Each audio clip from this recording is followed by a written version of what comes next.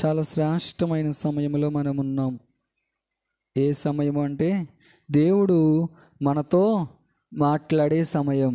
దేవుడు ఎలా మాట్లాడతాడు మనతో అని మనం ఆలోచన చేస్తే, ఆయన వాక్యము ద్వారా దేవుడు మనతో మాట్లాడతాడు. హల్లెలూయా, హల్లెలూయా. నేను చాలాసార్లు గర్విస్తూ ఉంటాను. ఎందుకో తెలుసా?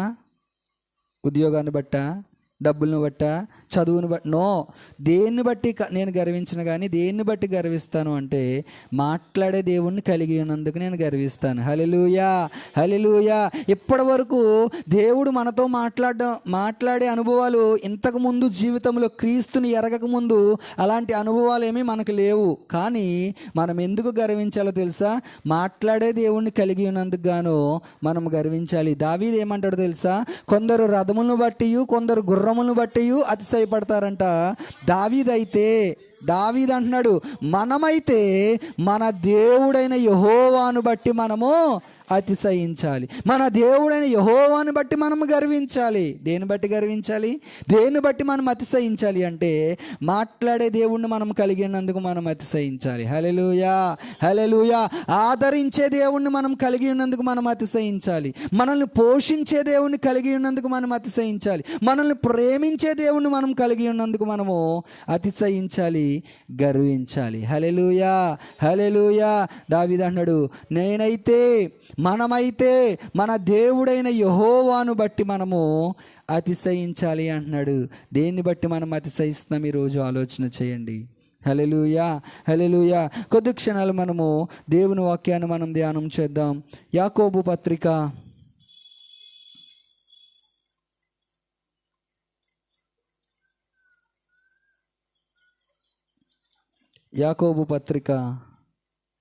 1వ అధ్యాయము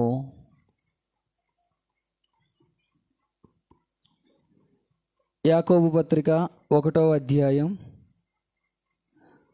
2 నుంచి 4 వచనాలు మనం చదువుకుందాం. నా సహోదరులారా, మీ విశ్వాసమునకు కలుగు పరీక్ష ఓర్పును పుట్టించునని ఎరిగి, మీరు నానా విధములైన శోధనలలో పడినప్పుడు అది మహానందమని ఎంచుకొనుడి. మీరు సంపూర్ణులను అనూనాంగులను, ఏ విషయములోనైనను కొదువ లేని వారునై ఉండునట్లు ఓర్పు తన క్రియను కొనసాగింపనీయుడి. హల్లెలూయా, హల్లెలూయా. ఇక్కడ మనం ఆలోచన చేసినట్లయితే అంటున్నాడు కదా, ఏమన్నాడంటే, నా సహోదరులారా, మీ విశ్వాసమునకు కలుగు పరీక్ష ఓర్పును పుట్టించునని ఎరిగి. చూడండి ఇక్కడ ఏమంటున్నాడో, మీ విశ్వాసమునకు కలుగు పరీక్ష ఓర్పును పుట్టించునని ఎరిగి. మనం ఏం తెలుసుకోవాలంట? మన విశ్వాస జీవితంలో, మన భక్తి జీవితంలో చాలా పరీక్షలు వస్తూ ఉంటాయి, చాలా శోధనలు వస్తూ ఉంటాయి, చాలా అవమానాలు గుండా వెళ్ళవలసి వస్తుంది. కొన్నిసార్లు కన్నీటి ప్రవాహం గుండా మనం వెళ్ళవలసిన విషయాలు మన జీవితంలో ఎన్నో ఉంటూ ఉంటాయి కదా. అయితే దేవుడు అన్నాడు, ఏమన్నాడంటే, మీ విశ్వాసమునకు కలుగు పరీక్ష ఓర్పును పుట్టించునని అరగాలంట. ఏం కలగాలి మన విశ్వాసంలో? మన విశ్వాస యాత్రలో వచ్చే పరీక్షలన్నీ కూడా మనకి ఏమి నేర్పించాలి, ఏమి మనలో పుట్టించాలి అంటే ఓర్పును పుట్టించాలి అంట. ఈరోజు ఓర్పు లేక చాలా కుటుంబాలు నాశనం అయిపోతున్నాయి కదా. ఈరోజు ఓర్పు లేక చాలా జీవితాలు నాశనానికి వెళ్ళిపోతున్నాయి. ఈరోజు ఓర్పు అనేది లేక, ఈ ఓర్పు అనే 2 అక్షరాలు మన జీవితంలో లేక ఈరోజు చాలాసార్లు మనం నిరాశల్లో, నిస్పృహల్లో మనము వెళ్ళిపోతూ ఉంటాం. దేవుని వాక్యం అంటుంది, ప్రతి క్రైస్తవ విశ్వాస జీవితంలో పరీక్షలు వస్తాయి. హల్లెలూయా. చదువుకునే స్టూడెంట్స్కి ఏముంటాయి? పరీక్షలు ఉంటాయా, ఉండవా? లేదా ఒక క్లాసులోంచి మరో క్లాసులోకి, మరో క్లాసులోంచి నెక్స్ట్ క్లాసులోకి ఎగ్జామ్స్ లేకుండా వెళ్ళిపోతారా? వెళ్ళిపోతే వాళ్ళకి ఏదైనా ఉపయోగం ఉంటుంది అంటారా? దేవుని వాక్యం ఆడంది, క్రైస్తవ జీవితంలో మన విశ్వాస జీవితంలో కూడా ఏముంటాయి అంటే పరీక్ష ఉంటుంది. హల్లెలూయా, హల్లెలూయా. ఇక్కడ అంటున్నాడు, నా సహోదరులారా మీ విశ్వాసమునకు కలుగు పరీక్ష ఓర్పును పుట్టించునని ఎరిగి. ఏమి ఎరగాలి నువ్వు అంటే, నీ విశ్వాసంలో వచ్చే పరీక్షలు నీకేమి పుట్టించాలి అంటే ఓర్పుని పుట్టించాలి అంట. హల్లెలూయా, హల్లెలూయా. ఈరోజు మనం ఏమనుకుంటామంటే, మన విశ్వాస జీవితంలో ఏ పరీక్షలు ఉండకూడదు అనుకుంటాం కదా. మన విశ్వాస జీవితంలో ఏ బాధలు వద్దు, మనకి ఏ నిందలు వద్దు, ఏ అవమానాలు వద్దు, నీకు ఏమి వద్దు అనుకుంటే నీ జీవితం ఎలాగ వెళ్ళిపోద్ది అంటే అలా సాఫీగా వెళ్ళిపోద్ది. కాదు, నీ జీవితంలో ఒక ఉన్నతమైన స్థితిలోకి నువ్వు వెళ్ళాలి అంటే నీ జీవితంలో నీ విశ్వాసంలో ఏముండాలో తెలుసా? పరీక్ష ఉండాలి. హల్లెలూయా. కూర్చోబెట్టండి పిల్లల్ని, వాళ్ళు అంకు చూడకండి, ఎప్పుడు వాళ్ళు మీతోనే ఉంటారు. హల్లెలూయా. ఇక్కడ మనం ఆలోచన చేస్తే అంటున్నాడు, మీ విశ్వాసమునకు కలుగు, ఏమంటున్నాడండి అక్కడ? మీ విశ్వాసమునకు కలుగు పరీక్ష ఓర్పును పుట్టించినని ఎరగండి. అమ్మో, నా భక్తి జీవితంలో నేను ఎదరికెళ్ళలేకపోతున్నాను, నా భక్తి జీవితంలో చాలా శోధనలు నాకు వచ్చేస్తున్నాయి, చాలా పరీక్షలు నాకు వచ్చేస్తున్నాయి నువ్వు అనుకుంటూ ఒకవేళ బాధపడుతున్నట్లయితే దేవుడు అన్నాడు, ఈ పరీక్షలు నీకు ఏమి పుట్టించాలి అంటే ఓర్పును పుట్టించాలి. ఓర్పుగా ఉండడం మనం నేర్చుకోవాలి. విశ్వాసంలో సహించుకోవడం మనం నేర్చుకోవాలి. కొన్నిసార్లు మనం అనుకుంటాం, అమ్మో ఈ బాధలన్నీ ఎప్పుడు నా జీవితం అంతా బాధలే, ఎప్పుడు నా జీవితం అంతా కన్నీళ్లమయమే, ఎప్పుడు నా జీవితం అంతా ఒకదాని వెంబడి మరొకదాని వెంబడి మరొకటి సమస్యలని సుడిగుండాలు నన్ను చుట్టూ ఆవరించేస్తున్నాయని నువ్వు అనుకుంటే గనక ఈ పరీక్షలని నీకేం కలగజేస్తున్నాయో తెలుసా? ఓర్పును కలగజేస్తున్నాయి. హల్లెలూయా, హల్లెలూయా. చూడండి, కొన్నిసార్లు మనం ఆలోచన చేస్తే కొన్నిసార్లు దేవుడే నీ జీవితంలో నిన్ను ఏం చేస్తాడో తెలుసా? పరిశోధిస్తాడు. దేవుడు బైబిల్ గ్రంథంలో ఒక వ్యక్తిని పరిశోధించడం మనం చూస్తాం. ఎవరు ఆ వ్యక్తి? అబ్రహాము. చూడండి, ఆదికాండము 22వ అధ్యాయము 1వ వచనాన్ని మనం చదివితే, ఆ సంగతులు జరిగిన తరువాత, చూడండి అక్కడ ఏమన్నాడు? ఆ సంగతులు జరిగిన తర్వాత దేవుడు అబ్రహామును పరిశోధించెను. ఎవరు పరిశోధించారండి అబ్రహాముని? దేవుడు. కొన్నిసార్లు నీ విశ్వాస జీవితంలో కూడా దేవుడు నిన్ను పరిశోధిస్తాడు. హల్లెలూయా, హల్లెలూయా. అప్పుడు నువ్వేం చేయాలో తెలుసా? ఆ పరిశోధనలో నువ్వు నిలబడే వ్యక్తిగా ఉండాలి. ఆ పరిశోధనలో ఓర్పు కలిగి నువ్వు ఉండాలి. ఈ పరిశోధన నీకు ఏం నేర్పిస్తుంది అంటే, ఈ పరిశోధన నీకు ఏమి నేర్పిస్తుంది అంటే నీ జీవితంలో ఓర్పును నీకు నేర్పిస్తుంది. హల్లెలూయా, హల్లెలూయా. ఇక్కడ అంటున్నాడు, దేవుడు అబ్రహామును పరిశోధించెను. ఎట్లనగా ఆయన అబ్రహామా అని పిలువగా అతడు చిత్తము ప్రభువా నేను. ఇదంతా మనందరికీ తెలుసున్న సందర్భమే కదా. దేవుడు అబ్రహామును ఎలా పరిశోధించాడో మనకు తెలుసు. లేక ఒక కుమారుడు అబ్రహాముకి పుడితే దేవుడు అంటున్నాడు, నీకు ఒక్కడైన నీ కుమారుని నాకు మోరియా పర్వతం మీద తీసుకొచ్చి బలిచ్చేయి అన్నాడు. అంతే. ఇప్పుడు అబ్రహాము ఈ పరీక్షలో, అబ్రహాము ఈ పరిశోధనలో నెగ్గాడా, ఓడిపోయాడా? నేను చెప్పగలను, అబ్రహాము నెగ్గాడు, గెలిచాడు ఈ పరీక్షలో కదా. చాలా కఠినమైన పరీక్ష, చాలా కఠినమైన పరిశోధన. అబ్రహాము దేవుని ఎదుట ఉన్నప్పుడు, అబ్రహాము తన జీవితంలో, విశ్వాస జీవితంలో అబ్రహాం ఏమయ్యాడు తెలుసా? నెగ్గాడు. నిజమే, తనకు ఒక్కడైన కుమారుని దేవుడికి బలి ఇవ్వడానికి అబ్రహాం ఏం చేయలేదంట? వెనుతిరగలేదు అని ఉంది వాక్యంలో. ఈరోజు దేవుడు మనల్ని పరిశోధిస్తున్నప్పుడు ఈ పరిశోధనలో ఓర్పు కలిగి నువ్వు జీవించగలుగుతున్నావా? దేవుని మీద సనుగుతున్నావా? దేవుడు అంటున్నాడు, వాక్యంలో మాట ఉంటుంది, సనుగులు సంశయములు మానండి. దేవుడు నీ జీవితంలో అద్భుతం చేయాలి అంటే దేవుడి మీద నువ్వు సనక్కూడదు. దేవుడు నీ జీవితంలో ఒక ఉపకారము చేయాలి అంటే, దేవుడు నీ జీవితంలో మేలులు వెంబడి మేలులు చేయాలి అంటే దానికంటే ముందు కొన్ని పరీక్షలు ఉంటాయి. ఒక ఉద్యోగంలో జాయిన్ అవ్వాలి అంటే అలా నడుచుకుంటూ వెళ్ళిపోతుంటే కేకేసి ఉద్యోగం ఇచ్చేస్తారా? ఏం చేస్తారు? కొన్ని పరీక్షలు ఉంటాయి. కొన్ని పరీక్షలు ఉంటాయి, కొన్ని ఎగ్జామ్స్ రాయాలి, అవి పాస్ అవ్వాలి, క్వాలిఫై అప్పుడే ఉద్యోగం. మన జీవితంలో, మన భక్తి జీవితంలో, క్రైస్తవ జీవితంలో కూడా నీ జీవితంలో కొన్ని దేవుడు పరిశోధించినప్పుడు, కొన్ని శోధనల్ని దేవుడు అనుమతించినప్పుడు వాటిలో నువ్వేమవ్వాలి అంటే పాస్ అవ్వాలి. Hallelujah, hallelujah. అబ్రహాము పాస్ అయ్యాడా, ఫెయిల్ అయ్యాడా? ఆ అధ్యాయం మీరు ఇంటికి వెళ్ళాక చదవండి. అబ్రహాము పాస్ అయ్యాడో ఫెయిల్ అయ్యాడో తెలుస్తుంది. అబ్రహాము దేవుడు పరిశోధనలో పాస్ అయ్యాడు. తనకు ఒక్కడైన కుమారుణ్ణి దేవునికి బలిచ్చే విషయంలో అబ్రహాము ఫెయిల్ అవ్వలా. కొన్నిసార్లు మనమేమనుకుంటామంటే, అయ్యో కష్టాలన్నీ నాకేనండి, అయ్యో బాధలన్నీ నాకేనండి, అయ్యో ఎప్పుడు నా జీవితము కన్నీరే కన్నీరే కన్నీరే అని చెప్పి మనము కృంగిపోతూ ఉంటాము. కానీ దేవుడు అబ్రహాముని పరిశోధించాడంట. హల్లెలూయా, హల్లెలూయా. మన దేవుడు కొన్నిసార్లు మనల్ని ఏం చేస్తాడంటే పరీక్షల గుండా నడిపిస్తాడు, పరీక్షిస్తాడు. హల్లెలూయా. నిర్గమకాండము 20వ అధ్యాయము 20వ వచనాన్ని మనం చదివితే, నిర్గమకాండము 20వ అధ్యాయం 20వ వచనాన్ని మనం చదివితే, అందుకు మోషే భయపడకుడి, మిమ్మును పరీక్షించుటకును మీరు పాపము చేయకుండునట్లు ఆయన భయము మీకు కలుగుటకును దేవుడు వేం చేసినని ప్రజలతో చెప్పాను. హల్లెలూయా, హల్లెలూయా. ఈ సందర్భం కూడా మనందరికీ తెలుస్తున్నది. దేవుడు మోషేని కొండ మీదకి రమ్మన్నప్పుడు మోషే కొండ మీదకి వెళ్ళాడు. దేవుడు 10 ఆజ్ఞలు మోషేకి ఇచ్చాడు. క్రిందకు వచ్చాక అక్కడ అంటున్నాడు కదా, 18వ వచనం చదవండి. ప్రజలందరూ ఆ ఉరుములు, ఆ మెరుపులు, ఆ బూరధ్వనియు, ఆ పర్వత ధూమమును చూచి భయపడి తొలగి దూరముగా నిలిచి మోషేతో ఇట్లనిరి, నీవు మాతో మాట్లాడుము, మేము విందుము. దేవుడు మాతో మాట్లాడిన ఎడల మేము చనిపోదుము. కిందున్న ప్రజలు అన్నారు, అయ్య బాబోయ్, దేవుడు మాతో మాట్లాడితే మేము చనిపోతాం.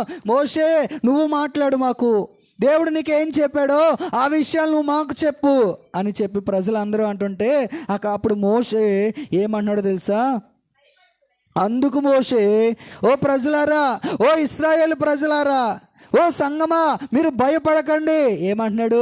మిమ్మును పరీక్షించుటకు మీరు పాపము చేయకుండానట్లు ఆయన భయము మీకు కలుగుటకు దేవుడే ప్రజల మధ్యకు వచ్చేసాడంట. హల్లెలూయా, హల్లెలూయా. మన దేవుడు ఎవరో తెలుసా? మన మధ్యకు దిగొచ్చే దేవుడు ఆయన. నువ్వు ఏ కొండ ఎక్కక్కర్లేదు, నువ్వు ఏ గుట్లో ఎక్కక్కర్లేదు, నువ్వు ఏ మెట్లు ఎక్కక్కర్లేదు, నీ మధ్యకు ఆయన దిగొచ్చేసే దేవుడు. హల్లెలూయా. ఇశ్రాయేలు ప్రజల మధ్యకి ఎవరు దిగొచ్చారు? దేవుడే దిగొచ్చాడంట. ప్రైజ్ ద లార్డ్, హల్లెలూయా. ఎవరు దిగొచ్చాడండి? వారి మధ్యకు ఆయన దిగొచ్చి వారిని పరీక్షిస్తున్నాడంట. కొన్నిసార్లు నీ కుటుంబంలోకి ఆయన దిగొచ్చి, కొన్నిసార్లు నీ వ్యక్తిగత జీవితంలోకి ఆయన దిగొచ్చి నిన్నేం చేస్తాడో తెలుసా? పరీక్షిస్తాడు. ఈ వ్యక్తి నా సన్నిధిలో నిజముగా నిలబడగలదా? ఈ వ్యక్తి నా సన్నిధిలో నిజముగా యథార్థంగా ప్రవర్తించగలదా? ఈ వ్యక్తి భక్తిలో నిలవబడగలదా? ఈ వ్యక్తి ప్రార్థనా జీవితంలో నిలవబడగలదా అని చెప్పి మన దేవుడు ఏం చేస్తాడంటే ఆయన పరీక్షించే దేవుడిగా ఉన్నాడు. అబ్రహాముని పరీక్షించాడా లేదా? అబ్రహాముని పరిశోధించాడు దేవుడు. ఈరోజు నిన్ను నన్ను కూడా కొన్ని పరిస్థితులు గుండా ఎందుకు నడిపిస్తాడు అంటే ఆయన పరీక్షిస్తాడు. హల్లెలూయా, హల్లెలూయా. ఇక్కడ అంటున్నాడు కదా, మనము విశ్వాసమునకు కలుగు పరీక్ష. ఇప్పుడు ఈ పరీక్ష మనకి ఏం కలగజేయాలి అంటే ఓర్పును కలగజేయాలి. హల్లెలూయా. చూడండి, ద్వితీయోపదేశకాండము 8వ అధ్యాయము 2వ వచనాన్ని మనం ఆలోచన చేస్తే, మనల్ని ఆయన పరిశోధించడమే కాదు కానీ, ద్వితీయోపదేశకాండము 8వ అధ్యాయము 2వ వచనం చదవండి. మరియు నీవు ఆయన ఆజ్ఞలను గైకొందువో లేదో నిన్ను శోధించి నీ హృదయములోనున్నది తెలుసుకొనుటకు నిన్ను అనచు నిమిత్తమును అరణ్యములో ఈ 40 సంవత్సరములు నీ దేవుడైన యెహోవా నిన్ను నడిపించిన మార్గం అంతటిని జ్ఞాపకము చేసుకొనుము. ఆయన నిన్ను శోధించి, ఆయన నిన్ను పరిశోధించి విడిచి వెళ్ళిపోయే దేవుడు కాదు. ఈరోజు కొన్నిసార్లు మన స్నేహితులు కానీ, మన బంధువులు కానీ, లేదంటే మన రక్త సంబంధికులు కానీ ఏం చేస్తారో తెలుసా? ఏదైనా కష్టం వచ్చినప్పుడు అలా వచ్చినట్లు వస్తారు. కొన్నిసార్లు అక్కడే మనల్ని వదిలేసి వెళ్ళిపోతూ ఉంటారు కదా. చాలాసార్లు మనం అనుకుంటూ ఉంటాం, అయ్యో నా మంచి బెస్ట్ ఫ్రెండ్ అండి, కానీ కరెక్ట్ టైంలో నన్ను విడిచిపెట్టి వెళ్ళిపోయాడు. నా ప్రాణ స్నేహితుడు, కానీ కరెక్ట్ టైంలో మంచి కష్టమున్న సందర్భంలో నన్ను విడిచిపెట్టి వెళ్ళిపోయాడు అని మనం అనుకుంటూ ఉంటాం. కానీ ఈ బెస్ట్ ఫ్రెండ్ ఎలాంటి అయినా తెలుసా, ఈ స్నేహితుడు ఎలాంటి అయినా తెలుసా? అక్కడ అంటున్నాడు కదా, ఏమంటున్నాడండి 8:2 ఏమంటున్నాడు? నీవు ఆయన ఆజ్ఞలను గైకొందువో లేదో నిన్ను శోధించి ఏం చేస్తాడంట? మొట్టమొదట నిన్ను శోధించి, నిన్ను పరిశోధించి ఏం చేస్తాడండి? నీ హృదయములోనున్నది తెలుసుకొనుటకు నిన్ను అనచు నిమిత్తమును అరణ్యములో ఈ 40 సంవత్సరములు నీ దేవుడైన యెహోవా నిన్ను నడిపించిన మార్గమంతటిని జ్ఞాపకం. ఆయన నిన్ను పరిశోధించడమే కాదు, కానీ అరణ్యములో దేవుడు నిన్ను నడిపించే దేవుడు. హల్లెలూయా, హల్లెలూయా. ఎవరు మన దేవుడు? నడిపించే దేవుడు. ఎక్కడ నడిపిస్తాడు? అరణ్యములో, శ్రమలనే అరణ్యములో, కన్నీరనే అరణ్యములో, వేదననే అరణ్యములో, మనుషులందరూ నేను విడిచిపెట్టేశారు అనే అరణ్యములో. అరణ్యం అంటే అర్థం ఏంటో తెలుసా? ఏముండదు అక్కడ, ఎవరు ఉండరు అక్కడ, తిండి ఉండదు, నీరుండదు, ఏముండదు. అలాంటి అరణ్యము అనే అనుభవాల గుండా నువ్వు వెళ్తూ ఉంటే కనుక నా ప్రభు చెప్తున్నాడు, అలాంటి అరణ్యములో ఆయన నిన్ను పరిశోధించి ఆయన నీ చెయ్యి పట్టుకుని నడిపించే దేవుడు. హల్లెలూయా, హల్లెలూయా. నువ్వు ఆరాధించే దేవుడు ఎవరో తెలుసా? సంఘముగా మనందరము ఏకముగా ఆరాధన చేసే దేవుడు ఎవరో తెలుసా? అరణ్యములో నీ చేయి పట్టుకుని నిన్ను పరిశోధించి నీ చేయి పట్టుకుని ఆయన నిన్ను నడిపించే దేవుడు. హల్లెలూయా. కొన్నిసార్లు నీ జీవితంలో అరణ్యపు అనుభవాలు గుండా నువ్వు వెళ్తున్నావేమో, కొన్నిసార్లు నీ జీవితంలో ఎడారి అనుభవం గుండా నువ్వు వెళ్తున్నావేమో. మనుషులందరూ నన్ను విడిచిపెట్టేశారండి, ఎవరు నన్ను పట్టించుకోవట్లేదండి, నా బెస్ట్ ఫ్రెండ్సే నన్ను విడిచిపెట్టేశారండి, నా కన్నవారే నన్ను విడిచిపెట్టేశారండి, నాకున్న వాళ్ళందరూ నన్ను విడిచిపెట్టేశారండి అని నువ్వు అనుకుంటూ ఉంటే గనక నా దేవుడు చెప్తున్న మాట, నా యేసయ్య చెప్తున్న మాట ఏంటి తెలుసా? నేను నిన్ను అరణ్యములో నేను నిన్ను నడిపిస్తాను. హల్లెలూయా. అరణ్యములో నేను నీ చెయ్యి పట్టుకుని నేను నడిపిస్తాను. అరణ్యంలో నీ తోడుగా ఉంటాను.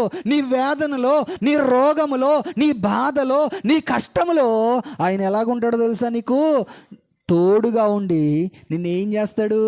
విడిచిపెట్టేస్తాడు అనుకున్నావా? వదిలేస్తాడు అనుకున్నావా? నీకు తోడుగా ఉండి నిన్ను నడిపించే దేవుడు. హల్లెలూయా.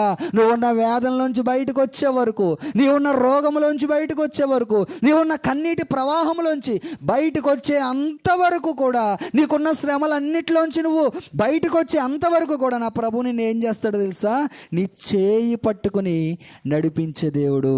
అలాంటి దేవునితో నువ్వు సహవాసం చెయ్యి, అలాంటి దేవునితో నువ్వు స్నేహం చెయ్యి. ఈరోజు దేవుడు చెప్తున్నమాట, నేను నిన్ను పరిశోధిస్తాను, నేను నిన్ను పరీక్షిస్తాను. మూడో విషయం ఏమంటున్నాడో తెలుసా? నేను నీ చెయ్యి పట్టుకుని నడిపిస్తా. అరణ్యపు అనుభవాల్లో, కన్నీటి ప్రవాహములో, రోగములో, శాపములో, వ్యసనములో, నువ్వు ఎలాంటి భయంకరమైన పరిస్థితులు గుండా నువ్వు వెళ్తున్నా సరే నేను నీ చెయ్యి పట్టుకుని నడిపిస్తాను. హల్లెలూయా, హల్లెలూయా. దేవుడు ఎంత మంచి దేవుడు కదా. ఆయన మాట ద్వారా మనల్ని ఆదరించే దేవుడు, ఆయన మాట ద్వారా మనల్ని పోషించే దేవుడు, ఆయన మాట ద్వారా మన హృదయాన్ని తెప్పరిల్ల చేసే దేవుడు, మనం ఆరాధించే దేవుడు. ఇక్కడ అంటున్నాడు, మన విశ్వాసమునకు కలుగు పరీక్ష ఓర్పును పుట్టించాలి. నువ్వు ఓర్పు కలిగి జీవిస్తే చాలు, ఆయన నిన్ను నడిపిస్తాడు. నువ్వు ఓర్పు కలిగి ఆయనతో నడవడానికి ఇష్టపడితే చాలు, నా దేవుడు ఏం చేస్తాడంటే నిన్ను చేయి పట్టుకుని నిన్ను నడిపిస్తాడు. హల్లెలూయా. 1 పేతురు 1వ అధ్యాయము 6వ వచనం 7వ వచనం చదివితే, పేతురుకు రాసిన మొదటి పత్రిక 1వ అధ్యాయం 6-7 వచనాలు చదవండి.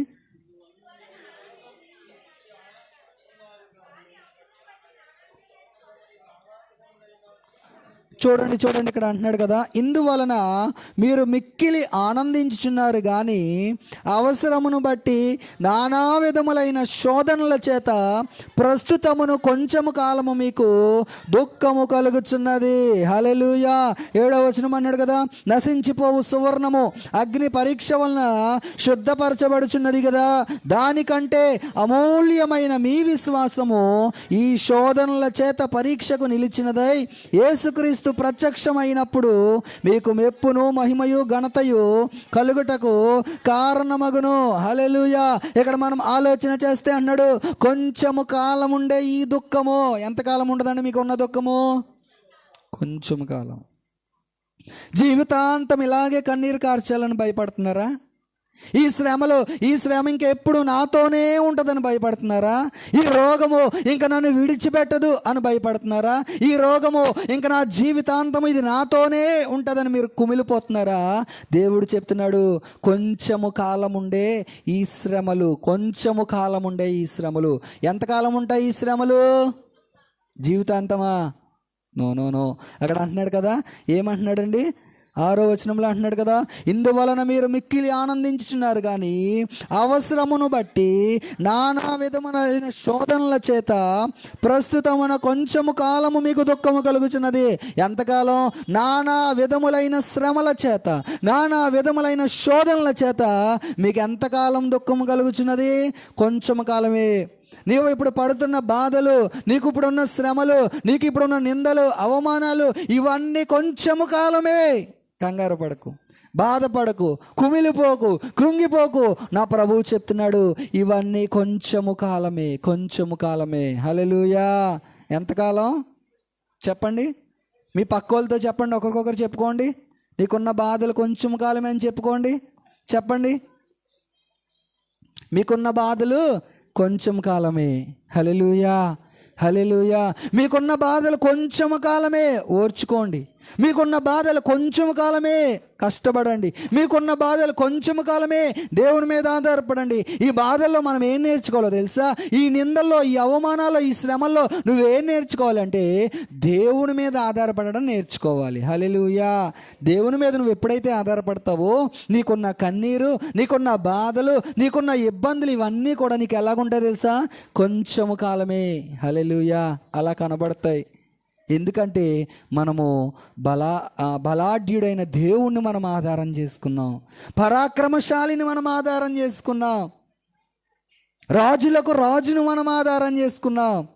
ఆయన గొప్ప దేవుణ్ణి, అద్భుత కార్యాలు చేసే దేవుణ్ణి మనము ఆధారం చేసుకున్నాం. కాబట్టి ఈ శ్రమలన్నీ మనకు ఎంతకాలం ఉంటాయి తెలుసా? కొంచెము కాలమే, కొంతకాలమే మనతో ఉంటాయి. హల్లెలూయా. హల్లెలూయా. దేవుని వాక్యాన్ని మనం ఆలోచన చేస్తే అంటున్నాడు, కొంచెము కాలమే. ఇక్కడ అంటున్నాడు కదా, 6వ వచనంలో ఏమన్నాడండి? ఇందువలన మీరు మిక్కిలి ఆనందించున్నారు కానీ అవసరమును బట్టి నానా విధమునైన శోధనల చేత ప్రస్తుతమున కొంచెము కాలము మీకు దుఃఖము కలుగుచున్నది. నశించిపోవు సువర్ణము అగ్ని పరీక్ష వలన శుద్ధపరచబడుచున్నది కదా, దానికంటే అమూల్యమైన మీ విశ్వాసము ఈ శోధనల చేత పరీక్షకు నిలిచినదై యేసుక్రీస్తు ప్రత్యక్షమైనప్పుడు మీకు మెప్పును మహిమయు ఘనతయు కలుగుటకు కారణమగును. హల్లెలూయా. హల్లెలూయా. చూడండి, మనం ఆలోచన చేస్తే అంటున్నాడు, కొంచెము కాలమే. ఈ విశ్వాసము, ఈ శోధనలు ఇవన్నీ కొంతకాలమే మనతో ఉంటాయి. దేవుని మీద నువ్వు ఆధారపడే విధముగా మనము ఉండాలి. హల్లెలూయా. లూకాసు సువార్త 6వ అధ్యాయం 22వ వచనాన్ని మనం చదివితే,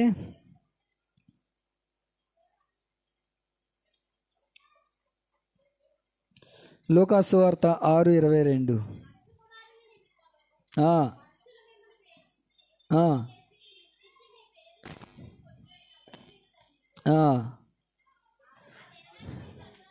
చూడండి, మనుష్య కుమారుని నిమిత్తము మనుషులు మిమ్మల్ని ద్వేషించి, వెలివేసి, నిందించి, మీ పేరు చెడ్డదని కొట్టివేయినప్పుడు మీరు ధన్యులు.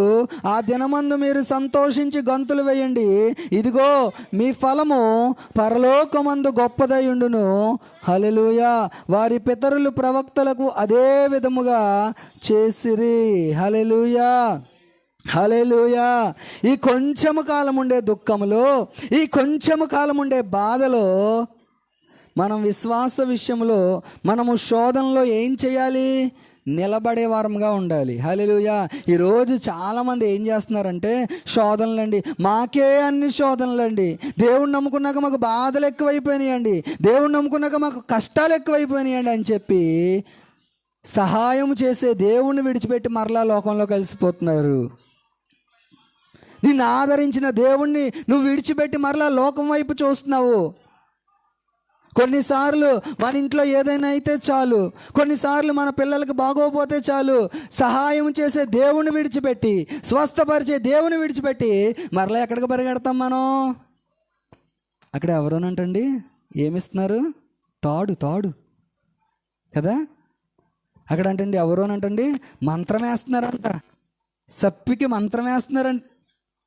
దేవుడు అంటున్నాడు, సదాకాలం ఆయన మనకి దేవుడుగా ఉన్నాడు. ఏ పరిస్థితిలోనైనా ఆయన చాలిన దేవుడు. చెప్పండి ఒకసారి, చాలిన దేవుడు. మీ హృదయం మీద చేసుకుని చెప్పండి, ఆయన నాకు చాలిన దేవుడు. ఏ పరిస్థితిలోనైనా నీకు చాలిన దేవుడు.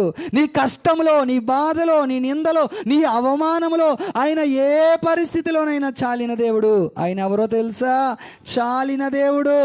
తల్లి వలె నిన్ను ఆదరించే దేవుడు, తండ్రి వలె నిన్ను పోషించే దేవుడు, బోధకుడు వలె నీకు బోధించే దేవుడు, స్నేహితుడు వలె నిన్ను స్నేహించే దేవుడు. ఆయన మన బెస్ట్ ఫ్రెండ్గా మనకు ఉంటాడు. హల్లెలూయా, హల్లెలూయా. కొన్నిసార్లు చాలామంది అంటారు, నువ్వు నా బెస్ట్ ఫ్రెండ్ అంటారు, కానీ కష్ట సమయంలో అక్కడే వదిలేసి పరిగెత్తేస్తూ ఉంటారు కదా. కానీ మనం ఆరాధించే దేవుడు ఎవరో తెలుసా? ఆయన మన బెస్ట్ ఫ్రెండ్. చెప్పండి, ఆయన మన బెస్ట్ ఫ్రెండ్. ఆయన మనకు నిజమైన స్నేహితుడు. దేవుని వాక్యం అన్నది, నిజమైన స్నేహితుడు దుర్దశలో విడువక మనల్ని ప్రేమిస్తాడు. ఈ లోకంలో ఉండే స్నేహితులు నీ దుర్దశలో, నీ కష్టంలో, నీ బాధలో, నీ అవమానాల్లో నిన్ను వదిలేసి వెళ్ళిపోతారు. కానీ మనం ఆరాధించే యేసయ్య మనకి ఆయన నిజమైన స్నేహితుడు. యేసయ్యతో సహవాసం చెయ్యి, యేసయ్యతో స్నేహం చెయ్యి. ఈ లోకంలో నీకు ఎవరున్నా లేకపోయినా, ఈ లోకంలో ఏ స్నేహితులున్నా, ఏ స్నేహితులు నీకు లేకపోయినా, నీకు బెస్ట్ ఫ్రెండ్ ఎవరో తెలుసా? యేసు మాత్రమే నీకు నిజమైన స్నేహితుడు. హల్లెలూయా. ఈ స్నేహితుల దినోత్సవం సందర్భంగా నేను మీకు చెప్తున్న మాట ఏంటో తెలుసా? ఈ ఫ్రెండ్షిప్ డే సందర్భంగా నేను మీకు ఎవరిని పరిచయం చేస్తున్నా తెలుసా? యేసయ్యను పరిచయం చేస్తున్నాను. యేసే నా బెస్ట్ ఫ్రెండ్ అని చెప్పాలి. Jesus is my best friend అని నువ్వు చెప్పగలవా? దేవునితో, లోకంతో, నీ స్నేహితులతో నువ్వు చెప్పగలవా? యేసయ్య నా నిజమైన స్నేహితుడు. ఆయన నా దుర్దశలో సహోదరుడుగా ఉంటాడు. దేవుని వాక్యం అంటుంది, ఆయనతో విశ్వాసములు కూడా అన్నాడు కదా. లోకాసు సువార్తలో అన్నాడు, ఏమంటున్నాడండి ఇక్కడ? మనుష్య కుమారుని నిమిత్తము మనుషులు మిమ్మల్ని ద్వేషించి, వెలివేసి, నిందించి ఎప్పుడు ధన్యులంట? కొన్నిసార్లు అండి బైబిల్ చదువుతున్నప్పుడు బైబిల్లో వాక్యాలు చాలా వింతగా అనిపిస్తూ ఉంటాయి కదా. లోకంలో ఎప్పుడు గొప్పోళ్ళు? బాగా డబ్బుంటే. లోకంలో ఎప్పుడు గొప్పోళ్ళు? మంచి పేరు ప్రతిష్టలుంటే. లోకంలో ఎప్పుడు గొప్పోళ్ళు? మంచి ఆస్తిపాస్తులు ఉంటే. లోకంలో ఎప్పుడు గొప్పోళ్ళు? మంచి ఉద్యోగం ఉంటే. లోకంలో ఎప్పుడు గొప్పలుగా పిలువబడతాం? మనకి సమృద్ధి బాగా ఉంటే మనం లోకంలో చాలా గొప్పలుగా పిలువబడతాం. కానీ ఇక్కడ చాలా వెరైటీగా ఉంది దేవుని వాక్యం. ఏమంటున్నాడంటే, మనుష్య కుమారుని నిమిత్తము మనుష్యులు మిమ్మల్ని ద్వేషించి, వెలివేసి, నిందించి, మీ పేరు చెడ్డదని అప్పుడు మీరు ధన్యులంట. హల్లెలూయా. కావాలా ఈ ధన్యత? చాలా తక్కువ మంది కోరుకుంటారు. ఎక్కడైనా నలుగురిలో యేసయ్య కోసం సాక్ష్యం ఇవ్వాల్సి వచ్చిన సమయంలో నువ్వు యేసు ప్రభు కోసం ధైర్యంగా సాక్ష్యం ఇవ్వగలవా? నీ బంధువులందరూ అన్యులు, వారి మధ్యలో నువ్వు ప్రభువు కోసం ధైర్యంగా చెప్పగలవా? నీ బంధువులందరూ అన్యులు, వారి మధ్యలో ప్రభువు నువ్వు ప్రకటించగలవా? దేవుడు అన్నాడు, మనుష్య కుమారుని నిమిత్తము మనుష్యులు మిమ్మల్ని ద్వేషించి, వెలివేసి. నిజమే, ఈరోజు నువ్వు యేసు ప్రభువుని నమ్ముకున్నావంటే, ఈరోజు యేసయ్యను నువ్వు ఆరాధన చేస్తున్నావంటే, కొన్నిసార్లు నిన్ను మనుషులు పొగుడతారనుకుంటున్నారా? కొన్నిసార్లు మనుషులు నిన్ను గొప్పగా చూస్తారనుకుంటున్నారా? ఏమంటారో తెలుసా? నువ్వు కూడా కలిసిపోయావా, నువ్వు కూడా దిగిపోయావా. కదా. ఇలాంటి మాటలు మాట్లాడినప్పుడు, ప్రభువు కోసము నిందలు అనుభవించవలసిన పరిస్థితి వచ్చినప్పుడు, ప్రభువు కోసము అవమానాలు అనుభవించవలసిన పరిస్థితి వచ్చినప్పుడు దేవుడు అంటున్నాడు, అలాంటి సమయంలో మీరు ధన్యులు అంటున్నాడు. హల్లెలూయా, హల్లెలూయా. ఈరోజు ఎంతమందికి కావాలి ధన్యత? యేసయ్య ఆశీర్వాదాలు మాత్రం మనకు కావాలి, యేసయ్య ఇచ్చే దీవెనలు మనకు కావాలి. కానీ యేసు కోసం నింద అనుభవించవలసి వచ్చినప్పుడు, యేసు కోసం అవమానాలు అనుభవించవలసి వచ్చినప్పుడు, అవన్నీ ఆ అవమానాల గుండా వెళ్ళడానికి నువ్వు సిద్ధంగా ఉన్నావా? ఆ నిందలు భరించడానికి, యేసయ్య కోసం నిందలు భరించడానికి, యేసయ్య కోసం అవమానాలు భరించడానికి నువ్వు సిద్ధంగా ఉన్నావా? దేనికి నువ్వు సిద్ధంగా ఉన్నావు? దేవుడిచ్చే ఆశీర్వాదాలు, దేవుడిచ్చే స్వస్థతలు, దేవుడిచ్చే ఆ మేలులు, దేవుడు చేసే మేలులు అనుభవించడానికి నువ్వు సిద్ధంగా ఉన్నావు. కానీ దేవుని కోసం నువ్వు శ్రమ అనుభవించవలసి వచ్చినప్పుడు, దేవుని కోసం కొన్ని నిందలు నీ జీవితంలో వచ్చినప్పుడు, దేవుని కోసం కొన్ని అవమానాలు నీ జీవితంలో వచ్చినప్పుడు వాటిని అనుభవించడానికి నువ్వు సిద్ధంగా ఉన్నావా? దేవుడు ఏం చెప్తున్నాడో తెలుసా? నేను ఇచ్చే ఆశీర్వాదాలు అనుభవించేవాడు ధన్యుడని వాక్యంలో ఎక్కడా లేదు. నేను ఇచ్చే దీవెనలు అనుభవించేవాడు ధన్యుడు అని ఎక్కడా లేదు. నా నిమిత్తము నిందలు అవమానాలు అనుభవించేవాడు ఎవరంట? ధన్యుడు. హల్లెలూయా, హల్లెలూయా. నువ్వు గొప్పవాడిగా, నువ్వు లోకంలో ఒక ధన్యుడిగా నువ్వు ఉండాలి అంటే కనుక దేవుడి కోసము నిందలు అనుభవించవలసి వచ్చినప్పుడు నువ్వు అనుభవించాలి. హల్లెలూయా, హల్లెలూయా. ఒకరోజు నేను ప్రభుని నమ్ముకున్నానని చెప్పి మా ఊరిలో కొంతమంది యవ్వనస్తులు, ఒక 200 మంది 150 మంది యవ్వనస్తులు ఒక గుడి దగ్గర పెద్ద మీటింగ్ పెట్టి నన్ను పిలిచి అన్నారు, నువ్వు యేసు ప్రభుని విడిచిపెట్టేస్తావా?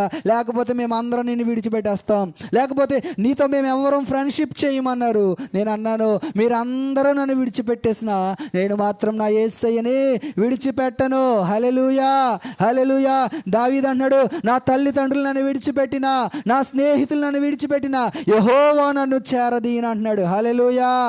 ఎవరు మనల్ని చేర్చుకునే దేవుడు? మనం ఆరాధించే దేవుడు నిన్ను చేర్చుకునే దేవుడు, మనం ఆరాధించే దేవుడు నిన్ను పోషించే దేవుడు, మనం ఆరాధించే దేవుడు నిన్ను స్వస్థపరిచే దేవుడు, మనం ఆరాధించే దేవుడు సదాకాలము నీకు తోడుగా ఉండే దేవుడు. హల్లెలూయా, హల్లెలూయా. మనుషులు డబ్బులు ఉంటేనే నీతో ఉంటారు, స్నేహితులు నీ దగ్గర ఏదైనా ఉంటేనే నీతో స్నేహం చేస్తారు. ఏదో ఒకటి ఆశించకుండా ఎవ్వరూ ఈ లోకంలో స్నేహం చేయరు. కానీ మనం ఆరాధించే యేసయ్య ఏది ఆశించకుండానే ఆయన మనతో స్నేహం చేయడానికి ఈరోజు మన దగ్గరికి వచ్చాడు. హల్లెలూయా, హల్లెలూయా. ఇక్కడ అంటున్నాడు కదా, విశ్వాస విషయంలో శోధనలో మనం నిలిచే వారంగా మనం ఉండాలి, దేవుని కోసము శ్రమలు అనుభవించే వారంగా ఉండాలి. హల్లెలూయా. రోమీయులకు రాసిన పత్రిక 8వ అధ్యాయము 16వ వచనం మనం చదివితే, రోమీయులకు రాసిన పత్రిక 8వ అధ్యాయము 16-17 వచనాలు.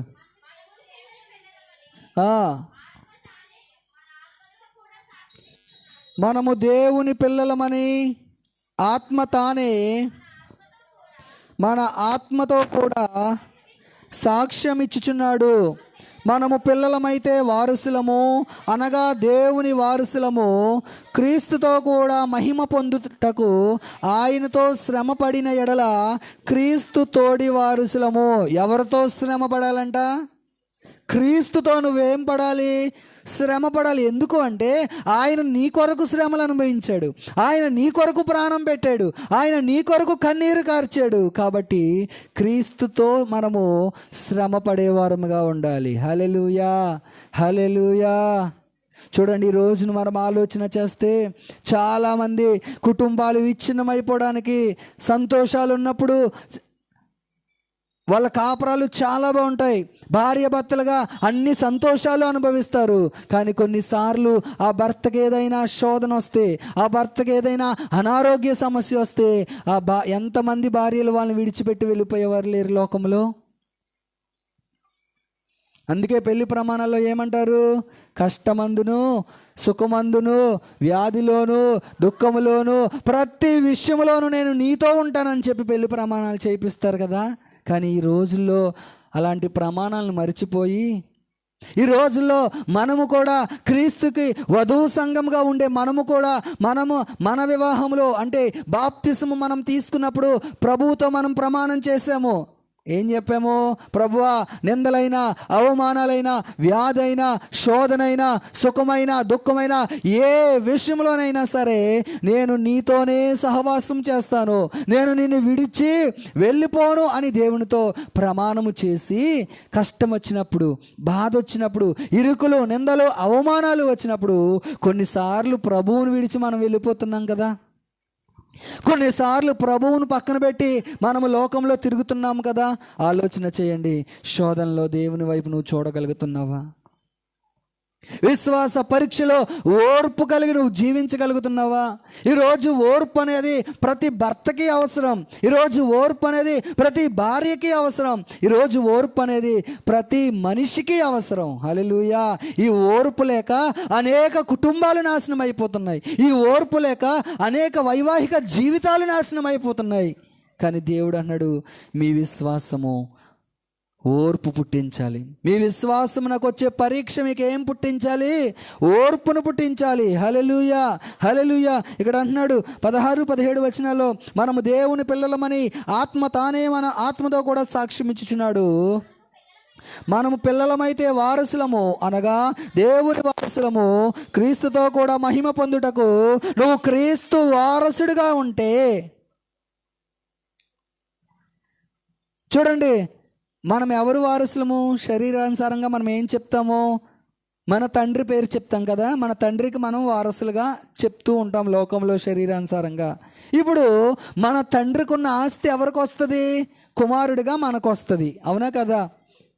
అయితే ఇక్కడ మనం ఆలోచన చేస్తే, ఇప్పుడు నువ్వు క్రీస్తుకు వారసుడిగా ఉన్నావు కాబట్టి క్రీస్తు శ్రమలలో నువ్వు పాలివాడు అవ్వాలి. హల్లెలూయా, హల్లెలూయా. ఏ విషయంలో నువ్వు పాలివాడు అవ్వాలి? క్రీస్తు శ్రమలలో. చాలాసార్లు మనం ఏమనుకుంటామంటే, దేవుడు మనల్ని ఆశీర్వదించినప్పుడు మాత్రమే ఆశీర్వాదాలే కావాలి. కానీ క్రీస్తుతో శ్రమ అనుభవించవలసి వచ్చినప్పుడు నువ్వు ధైర్యంగా నిలబడగలుగుతున్నావా? క్రీస్తుతో కొన్ని బాధలు అనుభవించవలసి వచ్చినప్పుడు ధైర్యంగా నువ్వు క్రీస్తు కొరకు నిలబడగలుగుతున్నావా? ఆలోచన చేయండి. హల్లెలూయా, హల్లెలూయా. ఇప్పుడు అంటున్నాడు కదా, రెండో విషయాన్ని మనం ఆలోచన చేస్తే, మొట్టమొదట అంటున్నాడు, మన విశ్వాసమునకు కలుగు పరీక్ష ఓర్పు పుట్టించుచు. మరలా మన మూలవాక్యానికి రండి. యాకోబు రాసిన పత్రిక 2వ వచనం 1-2. మీ విశ్వాసమునకు కలుగు పరీక్ష ఓర్పును పుట్టించునని ఎరిగి మీరు నానా విధములైన శోధనలలో పడినప్పుడు మహానందంగా ఎంచుకోవాలంట. ఏం ఎంచుకోవాలి? మీరు నానా విధములైన శోధనలో మీరు పడిపోయినప్పుడు ఆ శ్రమలను, ఆ సంతోషాన్ని, ఇవన్నీ మీరు ఎలా ఎంచుకోవాలంట? మహా ఆనందంగా కాదు, మహానందంగా ఎంచుకోండి అంటున్నాడు. హల్లెలూయా, హల్లెలూయా. ఇక్కడ మనం ఆలోచన చేస్తే, పేతురుకు రాసిన మొదటి పత్రిక 4వ అధ్యాయము 13వ వచనాన్ని మనం చదివితే, క్రీస్తు మహిమ బయలుపరచబడినప్పుడు మీరు మహానందముతో సంతోషించు నిమిత్తము క్రీస్తు శ్రమలలో మీరు పాలువారై ఉన్నంతగా సంతోషించండి. హల్లెలూయా, హల్లెలూయా. క్రైస్తవ జీవితం అంటే ఎప్పుడు ఆశీర్వాదాలే కాదు. క్రైస్తవ జీవితం అంటే ఎప్పుడు సంతోషమే కాదు. క్రైస్తవ జీవితం అంటే ఎప్పుడు మేలుల తర్వాత మేలులే కాదు. క్రైస్తవ జీవితం అంటే ఇది ఒక ముళ్ళ బాట. ఈ ముళ్ళ బాటలో కొన్ని శ్రమలు వస్తాయి, ఈ బాటలో కొన్ని నిందలు వస్తాయి, ఈ మార్గంలో కొన్ని అవమానాలు వస్తాయి. వీటన్నిటి విషయంలో మనం ఏం చేయాలంటే శ్రమలలో సంతోషించడం నేర్చుకోవాలి. హల్లెలూయా. ఎప్పుడు సంతోషించాలి? దేవుడు మేలు చేసినప్పుడు సంతోషించాలా? దేవుడు మనకి ఇంట్లో సమృద్ధి అయిన ఆహారాన్ని ఇచ్చినప్పుడు సంతోషించాలంటే, ఏమీ లేనప్పుడు కూడా, శ్రమల్లో కూడా మనము దేవునిలో సంతోషించే వారముగా ఉండాలి. హల్లెలూయా. ఎప్పుడు సంతోషించాలి? శ్రమలో కూడా మనము క్రీస్తు మహిమ బయలుపరచబడినప్పుడు మీరు మహానందముతో సంతోషించు నిమిత్తము క్రీస్తు శ్రమలలో మీరు పాలివారై ఉన్నంతగా సంతోషించండి అంటున్నాడు. ఇది చాలా కష్టం, అందరూ చేయలేరు ఈ పని. మనుషులుగా మనం ఏం ఆలోచిస్తామంటే దేవుడు మన జీవితంలో మేలు చేసినప్పుడు మాత్రం మనము మైకు పట్టుకుని నా జీవితంలో ఇలా చేశాడండి, నా జీవితంలో అలా చేశాడండి అని చెప్పి ఎన్నిసార్లన్నా మనం సాక్ష్యం చెప్తాం. కానీ ఆయన శ్రమల్లో నువ్వు సంతోషించగలుగుతున్నావా? ఆయన శ్రమల్లో, నిందల్లో, అవమానాల్లో క్రీస్తు కొరకు నువ్వు సంతోషించగలుగుతున్నావా అంటున్నాడు. శోధనలో పడినప్పుడు, శోధనలు మీకు వచ్చినప్పుడు, నిందలు వచ్చినప్పుడు వీటన్నిటిని మనం ఎలా ఎంచాలంట? మహానందముగా మనము ఎంచాలి. ఈరోజు దేవుడు మనతో మాట్లాడుతున్న మాట అదే. శ్రమల్లో, నిందల్లో, అవమానాల్లో, విశ్వాస పరీక్షలు వచ్చినప్పుడు వీటన్నిటిని మీరు ఎలా ఎంచాలంటే మహానందముగా ఎంచండి అంటున్నాడు. హల్లెలూయా. హెబ్రీలకు రాసిన పత్రిక 10వ అధ్యాయం 32వ వచనం నుంచి మనం చదివితే, అయితే మీరు, ఒకరు చదవండి, అయితే మీరు శ్రమలతో కూడిన గొప్ప పోరాటము సహించిన పూర్వపు దినములను జ్ఞాపకము తెచ్చుకొనుడి. ఒక విధముగా చూచితే నిందలను, అవమానాలను అనుభవించుట చేత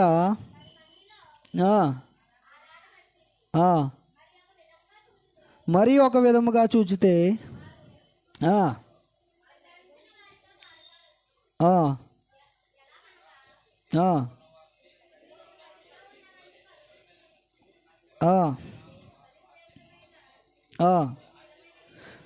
చూడండి 36వ వచనాన్ని మనం చదివితే, మీరు దేవుని చిత్తము నెరవేర్చిన వారై వాగ్దానము పొంది నిమిత్తము మీకు ఓర్మి అవసరమై ఉన్నది. హల్లెలూయా, హల్లెలూయా.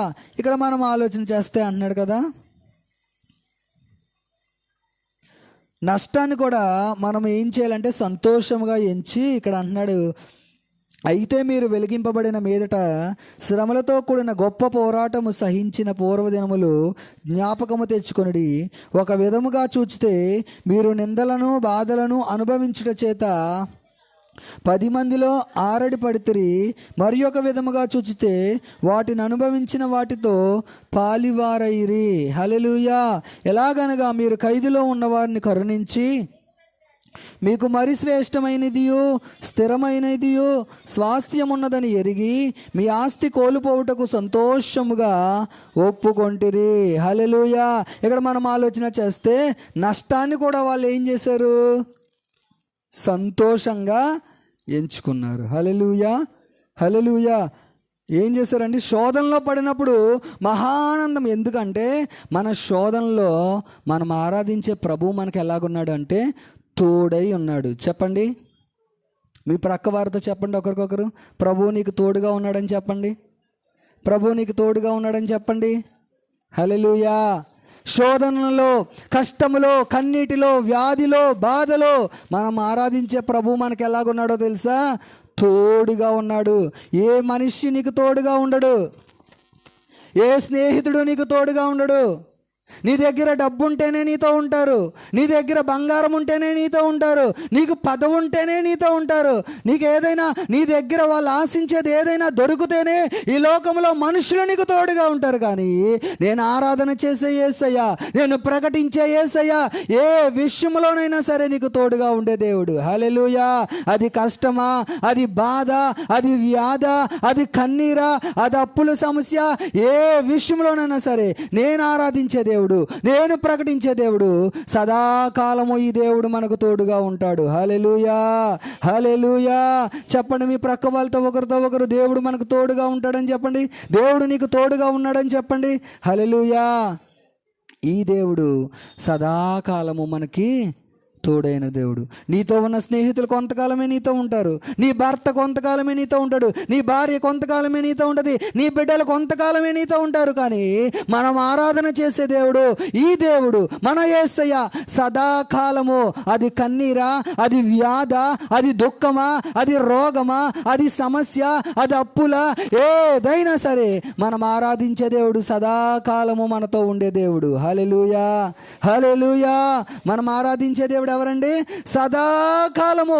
మనుషులు ఎవరు విడిచిపెట్టినా, మనుషులు ఎవరు తృణీకరించినా, ఒకవేళ నీ భర్త, నీ భార్య, నీ బిడ్డలు ఎవరు నిన్ను తృణీకరించినా, నేను ప్రకటించే దేవుడు ఎవరో తెలుసా? సదాకాలము నీ వెన్నంటుండే దేవుడు ఆయన. హల్లెలూయా. ఈరోజు ఈ ఆదివారపు ఆరాధనలో నా దేవుడు చెప్తున్న మాట, సదాకాలము నేను మీతో ఉన్నాను. హల్లెలూయా, హల్లెలూయా. నీ వ్యాధిలో, నీ బాధలో, నీ నిందల్లో, నీ అవమానాల్లో, నీ కన్నీటి ప్రవాహంలో మన దేవుడు ఎవరు అంటే సదాకాలము మనతో ఉండే దేవుడు. అంత మంచి దేవుడు ఎక్కడున్నాడండి? అంత మంచి దేవుడు ఎక్కడున్నాడండి ఈ లోకంలో? ఆయన సదాకాలము మనతో ఉండే దేవుడు అంట. హల్లెలూయా, హల్లెలూయా. చూడండి, ఇక్కడ మనం ఆలోచన చేస్తే నష్టాన్ని మనము ఏం చేయాలంటే సంతోషంగా మనము ఎంచేవారంగా ఉండాలి. హల్లెలూయా. చూడండి, రెండవ కొరింథీయులకు రాసిన పత్రిక 4వ అధ్యాయము, 2 కొరింథీయులకు రాసిన పత్రిక 4వ అధ్యాయం 17వ వచనాన్ని మనం చదివితే,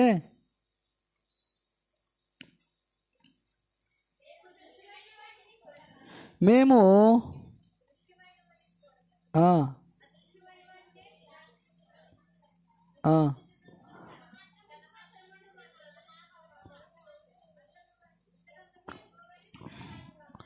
రెండవ కొరింథీయులు 4:17 చదవండి.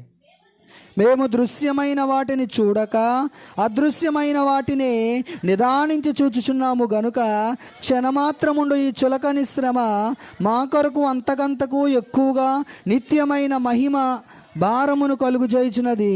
ఏలయనగా దృశ్యమైన అనిత్యములు ఇక్కడ మనం ఆలోచన చేస్తే, ఇక్కడ అంటున్నాడు కదా, ఏమంటున్నాడంటే అదృశ్యమైన వాటిని చూడాలి. ఇక్కడ ఏమంటున్నాడండి? 4:17 అంటున్నాడు కదా, మేము దృశ్యమైన వాటిని చూడక అదృశ్యమైన వాటిని నిదానించి చూచుచున్నాము గనుక. మనం వేటిని చూడాలి? అదృశ్యమైనవి మనం చూడాలి. అదృశ్యమైన మేలులు మన దేవుడు మన జీవితంలో చేసే దేవుడు. దృశ్యమైనవి అంటే మన కళ్ళ ముందు కనబడేవి, అదృశ్యమైనవి అంటే మన కళ్ళ ముందు కనబడనిది. అర్థమవుతుందండి? దృశ్యమైనవి అంటే ఏంటి? భూమి, ఆకాశము, నీ పక్కనున్నవారు, ఈ ఇల్లు, మన పొలము, మనం తినే ఇవన్నీ దృశ్యమైనవి. అదృశ్యమైనవి కొన్ని ఉన్నాయి. ఏంటి అదృశ్యమైనవి? ఏంటో చెప్పండి. గాలి, ఇంకా మరి ముఖ్యంగా పరలోక రాజ్యము. హల్లెలూయా. పరలోక రాజ్యం ఎవరన్నా వెళ్ళొచ్చారు? ఇక్కడ వెళ్ళారా? పరలోక రాజ్యం వెళ్ళేమన్న వాళ్ళు హల్లెలూయా వెళ్ళొచ్చారా? పరలోక రాజ్యము అదృశ్యమైంది, ఇంకా మనం చూడలేదు. మనకున్న విశ్వాసం ఏంటంటే యేసయ్యని నమ్ముకుంటే, మారు మనసు పొంది యేసయ్యని నమ్ముకుని రక్షించబడితే మనము ఆ పరలోక రాజ్యంలోకి మనము ప్రవేశిస్తాము. ఇక్కడ మనం ఆలోచన చేస్తే అదృశ్యమైన వాటిని చూడాలంట. అందుకే అన్నాడు 2 కొరింథీయులు 4:17 ఏమన్నాడంటే, మేము దృశ్యమైన వాటిని చూడక అదృశ్యమైన వాటిని నిదానించి చూచుచున్నాము. అదృశ్యమైన వాటిని నువ్వు నిదానించి చూడాలి. ఒక పరలోక రాజ్యం మన కొరకు సిద్ధపరిచాడు దేవుడు. దాన్ని నిదానించి చూడు. ఆ రాజ్యంలోకి వెళ్ళేంత వరకు ఓపికతో కనిపెట్టు. హల్లెలూయా, హల్లెలూయా. ఇక్కడ మనం ఆలోచన చేస్తే చూడండి, శోధనలో పడినప్పుడు మనం ఎలా ఎంచాలంట? మహానందముగా ఎంచమంటున్నాడు కదా. బైబిల్ గ్రంథంలో ఆలోచన చేస్తే 3 యవ్వనస్తులు ఉన్నారు. వాళ్ళకి చాలా పెద్ద శోధన వచ్చింది, కానీ వాళ్ళు ఆ శోధనని ఏం చేశారో తెలుసా? మహానందంగా ఎంచారంట. హల్లెలూయా. నిజంగా వారు ఆ శోధనని మహానందంగా ఎంచకపోతే గనక దేవునికి వ్యతిరేకమైన పని చేసి వాళ్ళు పాపంలో పడిపోయేవారు. కానీ ఆ 3 యవ్వనస్తులు ఆ శోధనని ఏం చేశారో తెలుసా? మహానందముగా ఎంచారంట. మేము రక్షించబడకపోయినా, మేము ఆ వేడిమి గల అగ్నిగుండంలో కాలిపోయినా పర్వాలేదు, కానీ మా దేవునికి విరోధముగా మేము ఆ ప్రతిమకు మ్రొక్కం. ఎవరా 3 యవ్వనస్తులు? షడ్రకు, మేషకు, అబేద్నెగోలు. చూడండి, దానియేలు 3వ అధ్యాయము 1వ వచనం నుంచి మనం చదివితే, దానియేలు గ్రంథము 3వ అధ్యాయము చదవండి 1 నుంచి. రాజుకు నెబుకద్నెజరు బంగారు ప్రతిమ ఒకటి చేయించి బబులోను దేశములోని నిలవబెట్టించెను.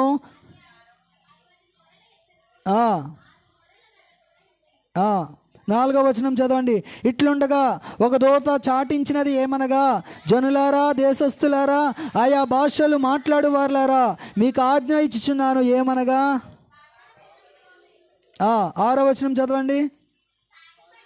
సాగిలపడి నమస్కరింపను. 5వ వచనం మనం చదివితే ఏమనగా, బాకా, పిల్లంగ్రోవి, పెద్ద వీణె, సింఫోనియను, వీణె, విపంచిక, సకల విధములకు వాయిద్య ధ్వనులు మీకు వినబడినప్పుడు రాజుగు నెబుకద్నెజరు నిలవబెట్టించిన బంగారు ప్రతిమ ఎదుట సాగిలపడి నమస్కరించండి. సాగిలపడి నమస్కరింపని వాడెవడో వాడు మండుచున్న అగ్నిగుండములో తక్షణమే వేయబడెను. రాజు ఒక పెద్ద విగ్రహాన్ని నిలబెట్టి ఏమంటున్నాడో తెలుసా? ఎవరైతే ఆ విగ్రహానికి నమస్కారము చేయరో, ఎవరైతే ఆ విగ్రహానికి మొక్కరో, వారందరినీ ఏం చేయాలో తెలుసా? వేడిమి కలిగిన అగ్నిగుండములో వారిని పడేయాలి. హల్లెలూయా, హల్లెలూయా. ఇక్కడ మనం ఆలోచన చేస్తే అంటున్నాడు కదా, చూడండి 11వ వచనంలో అంటున్నాడు కదా, సాగిలపడి నమస్కరింపని వాడెవడో మండుచున్న అగ్నిగుండంలో వేయబడెను. అప్పుడు 12వ వచనంలో వాళ్ళు అంటున్నారు, రాజా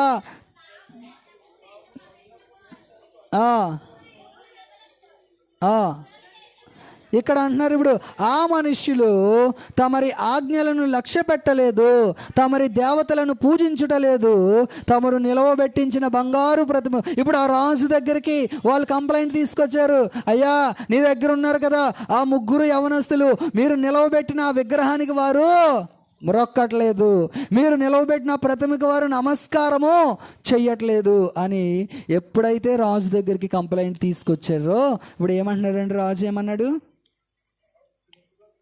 చదవండి. అందుకు నెబుకద్నెజరు అత్యాగ్రహమును రౌద్రమును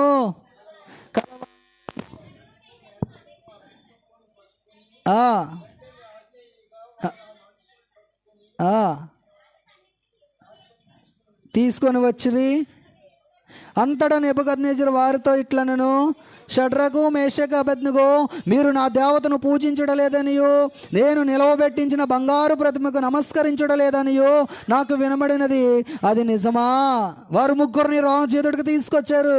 బాబు, నేను ఏ విగ్రహాన్ని అయితే నేను నిలవబెట్టానో దానికి నమస్కారం చేయమని చెప్పాను కదా, లేకపోతే ఈ అగ్నిగుండంలో వేస్తానని చెప్పాను కదా, కానీ మీరు 3 ఆ విగ్రహానికి మొక్కట్లేదంట, ఇది నిజమేనా అంటే, నిజంగా అదే పరిస్థితిలో మనం అంటే ఏమంటామండి? లేదండి, దండం పెడిసామండి దండం కదా. కొన్నిసార్లు లోకంలో చిన్న చిన్న వాటికి టెంప్ట్ అయిపోతూ ఉంటాం. ఎవరో ఒకళ్ళు వస్తారు ఆ పిలుపులు కానీ వాటికి కానీ వీటికి కానీ, వెంటనే స్త్రీలు ఏం చేస్తారు? వాళ్ళు బొట్టు పెట్టుకోకపోయినా సరే మొహమాటానికి ఏం చేస్తారు? నో, విశ్వాసంలో మనము ఏ విషయంలోని కూడా మనము లొంగిపోకూడదు. విశ్వాస విషయంలో ఏ విషయంలో కూడా మనము లోబడిపోకూడదు. ఒకవేళ విశ్వాసంతో ఒక అడుగు నువ్వు ముందుకు వేసావా, నిలబడు, దేవుడు నీ పక్షంగా యుద్ధం చేస్తాడు. హల్లెలూయా, హల్లెలూయా. ఒకవేళ విశ్వాసంతో నువ్వు ఒక అడుగు ముందున్నావా, నిలబడు. అంతేగాని చిన్న శ్రమ వచ్చినప్పుడు, చిన్న శోధన వచ్చినప్పుడు మరలా నువ్వు వెనకంజ వేసే విధంగా ఉండకూడదు. ఈ 3 యవనస్తులు ఏం చేశారో తెలుసా? మేము మొక్కము, ఈ రాజు నిలబెట్టిన ఈ విగ్రహానికి మేము మొక్కం. చూడండి, చదవండి, కంటిన్యూషన్ చదవండి.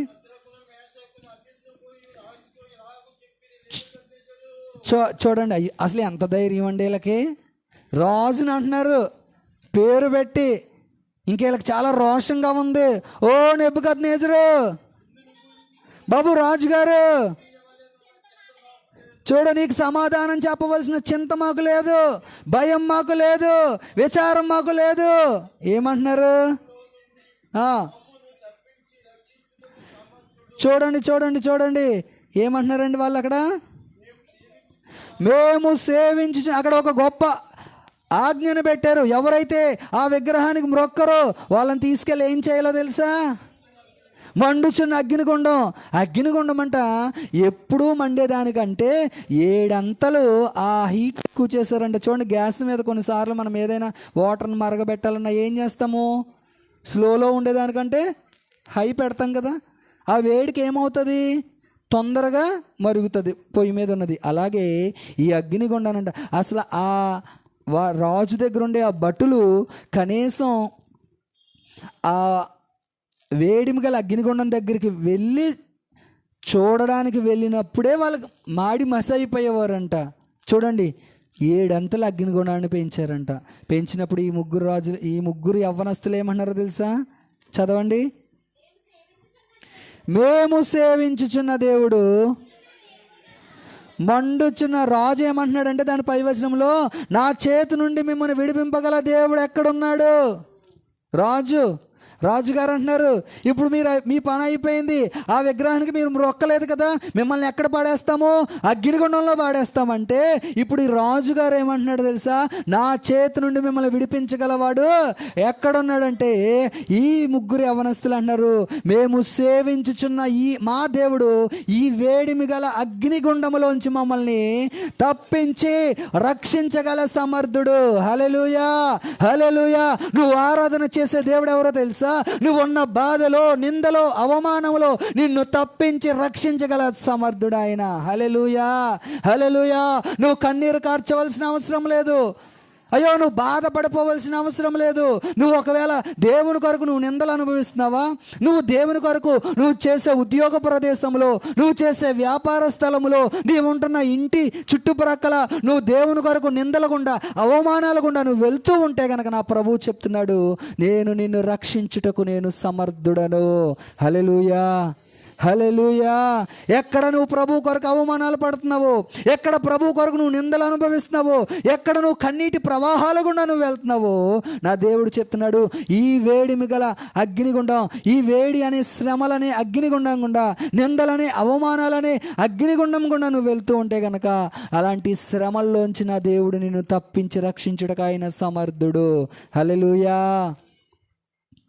తీరని రోగమా, ఏ సమస్య, నిందల, అవమానాల ప్రభువు కొరకు నువ్వు అనుభవిస్తూ ఉంటాయి కనుక నా ప్రభువు చెప్తున్నాడు, నేను నిన్ను రక్షించుటకు సమర్థుడను. హల్లెలూయా, హల్లెలూయా.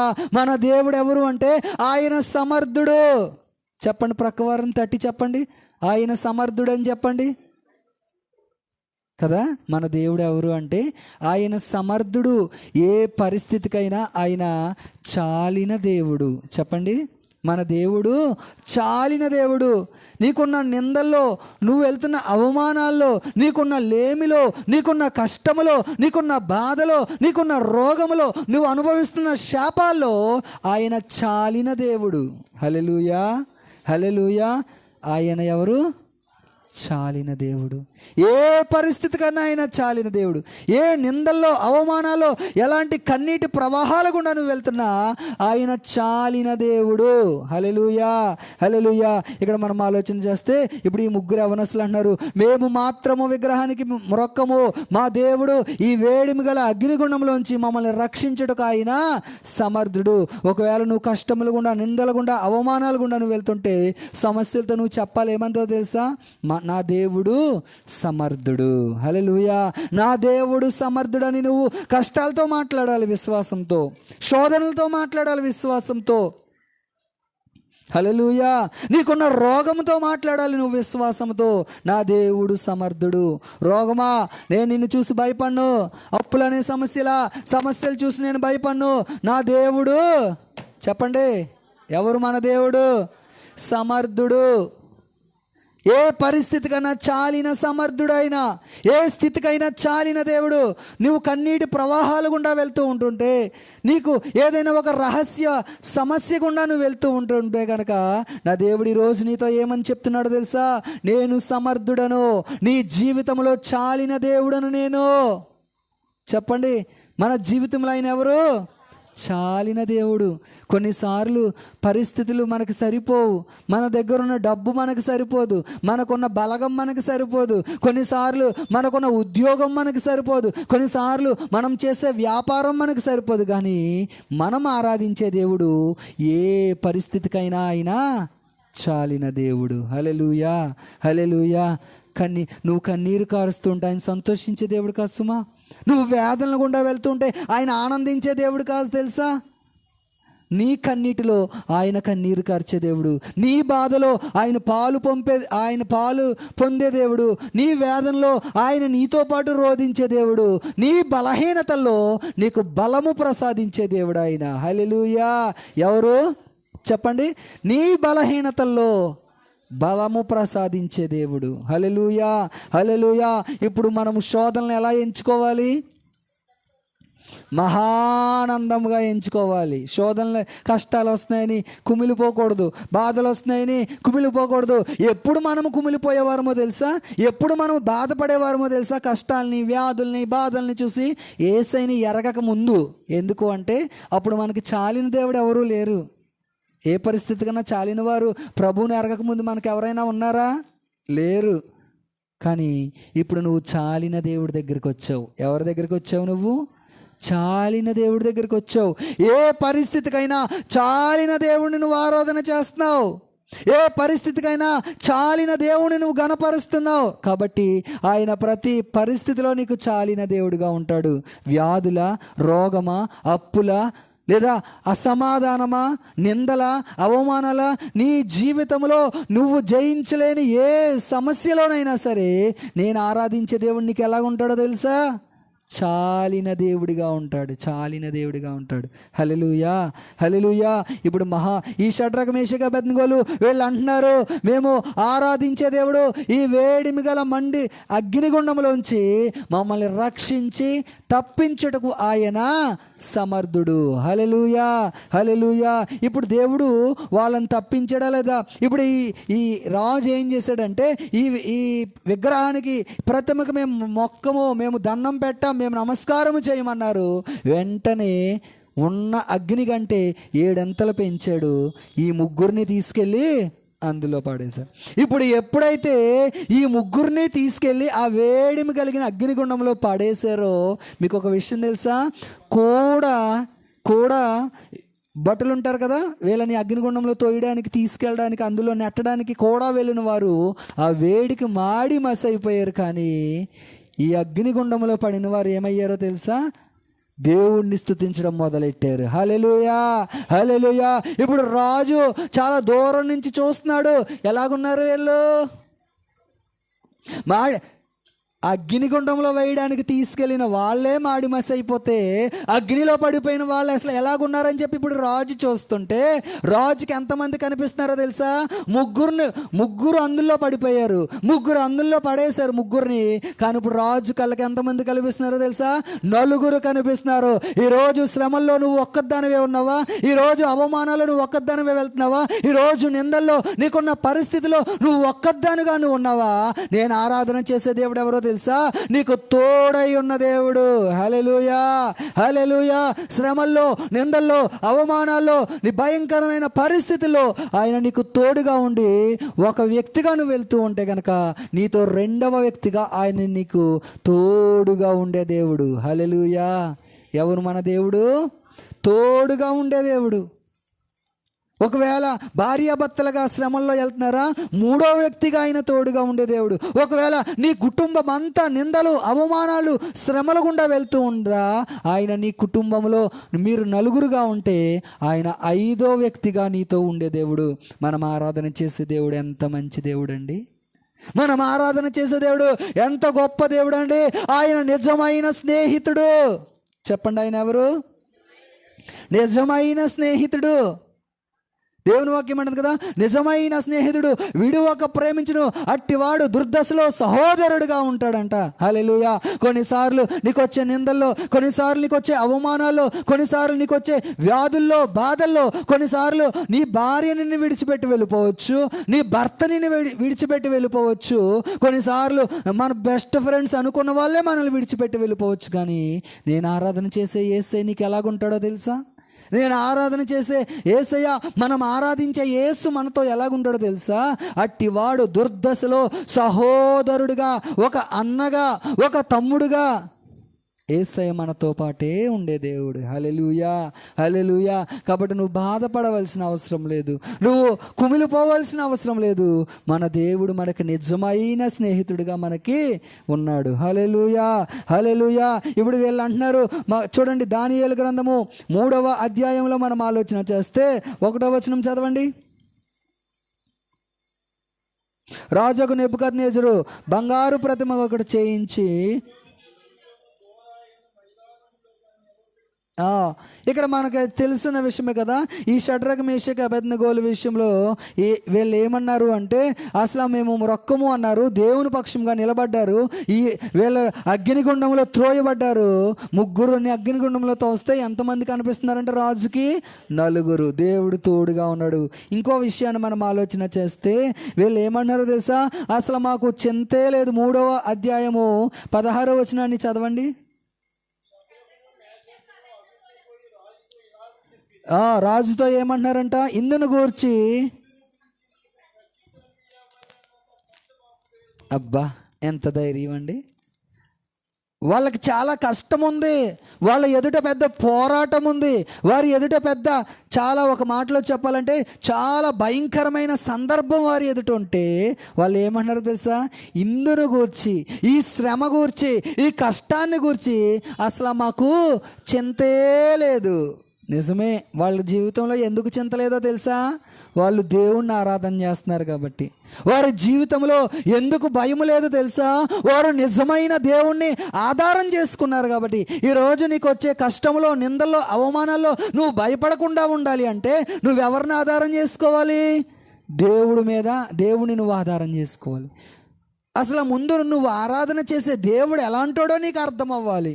నువ్వు ఆరాధన చేసే దేవుడు ఎంత గొప్పోడో నువ్వు తెలుసుకోవాలి. నువ్వు ఆరాధన చేసే దేవుడు, నువ్వు ప్రేమించే దేవుడు, నిన్ను ప్రేమించే దేవుడు ఎలాంటి ఘనుడో, ఎంత గొప్పవాడో, ఎంత మహాత్యము కలిగిన దేవుడో నువ్వు ఆయన్ని అర్థం చేసుకోవాలి. హల్లెలూయా, హల్లెలూయా.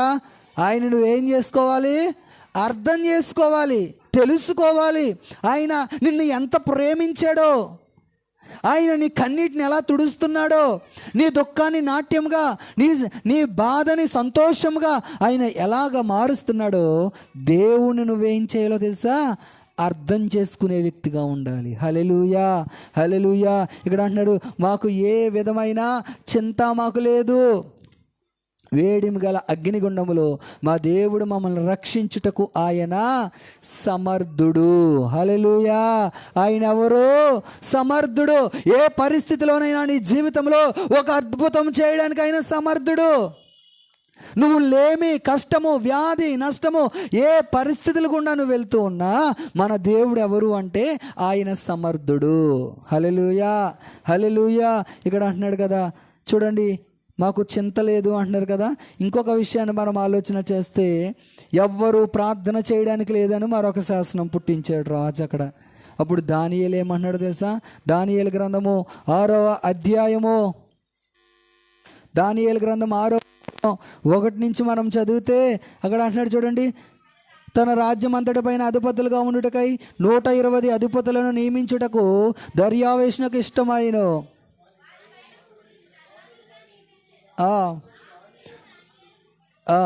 5వ వచనం చదవండి. అందుకు ఆ మనుష్యులు,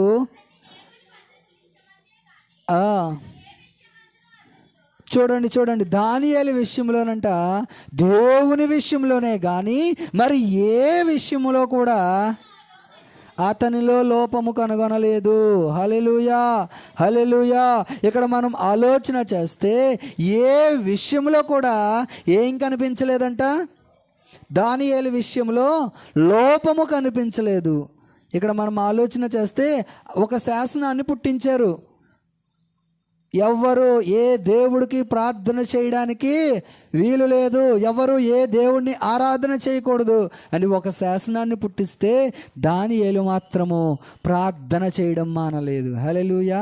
దానియేలు మాత్రము దేవుణ్ణి స్తుతించడం మానలేదు, దానియేలు మాత్రము దేవుణ్ణి ఆరాధన చేయడం మానలేదు. అలాంటి పరిస్థితిలో ఏమంటున్నాడంటే, 10వ వచనం చదవండి. ఇట్టి శాసనము సంతకము చేయబడని దానియేలు తెలుసుకొనినను అతడు తన ఇంటికి వెళ్ళి యథాప్రకారముగా అనుదినము ముమ్మారు మోకాళ్ళుని తన ఇంటి పైగది కిటికీలు యెరూషలేము తట్టునకు తెరవబడి ఉండగా తన దేవునికి ప్రార్థన చేయుచు ఆయనను స్తుతించుచు వచ్చెను. హల్లెలూయా. ఇప్పుడు ఏం చేశాడంట? తన దేవునికి ప్రార్థన చేయుచు. ఆ దేశంలో ఒక నియమము, ఆ దేశంలో ఒక రూల్ పాస్ చేశారు. ఎవ్వరు దేవుణ్ణి ఆరాధన చేయడానికి లేదు, ఎవ్వరు ఏ దేవుణ్ణి మ్రొక్కడానికి లేదు. అంటే దానియేలు ఏం చేశాడంట? యథాప్రకారము ముమ్మార్లు మోకాళ్ళుని యెరూషలేము తట్టు కిటికీలు తీసి దేవుని వైపు చేతులెత్తి ప్రార్థన చేస్తున్నాడు ఈ దానియేలు. ఇప్పుడు శాసనం ఏంటో తెలుసా? ఎవరైతే ఏ దేవుడికైతే మొక్కుతారో వాళ్ళని ఏం చేస్తారు? సింహాల బోనులో వేసేస్తారు.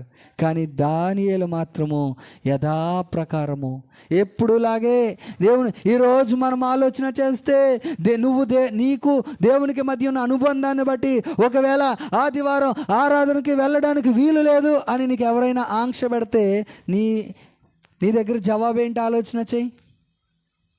ఆదివారం ఏదైనా ఒక పెళ్ళి వచ్చింది, ఆదివారం ఏదైనా ఒక ఫంక్షన్ వచ్చింది, దేవుని ఆరాధనకి ఇచ్చే విలువ మనం ఇవ్వగలుగుతున్నామా? పోనీ దానియేలులాగా అంత శాసనమేమీ వద్దు అనుకోండి, మనకి చిన్నది ఏదో ఒక కార్యక్రమం ఆదివారం వచ్చింది, మనం దేనికి ప్రాముఖ్యత ఇస్తున్నాము? దేవునికి ముందు మనం ప్రాముఖ్యత ఇస్తున్నామా? ఆరాధన చూసుకుని మేము వస్తామండి అని చెప్పగలుగుతున్నామా? లేకపోతే ఆరాధన ఎగ్గొట్టి ముందు మనం పరిగెడుతున్నామా? ఆలోచన చేయండి.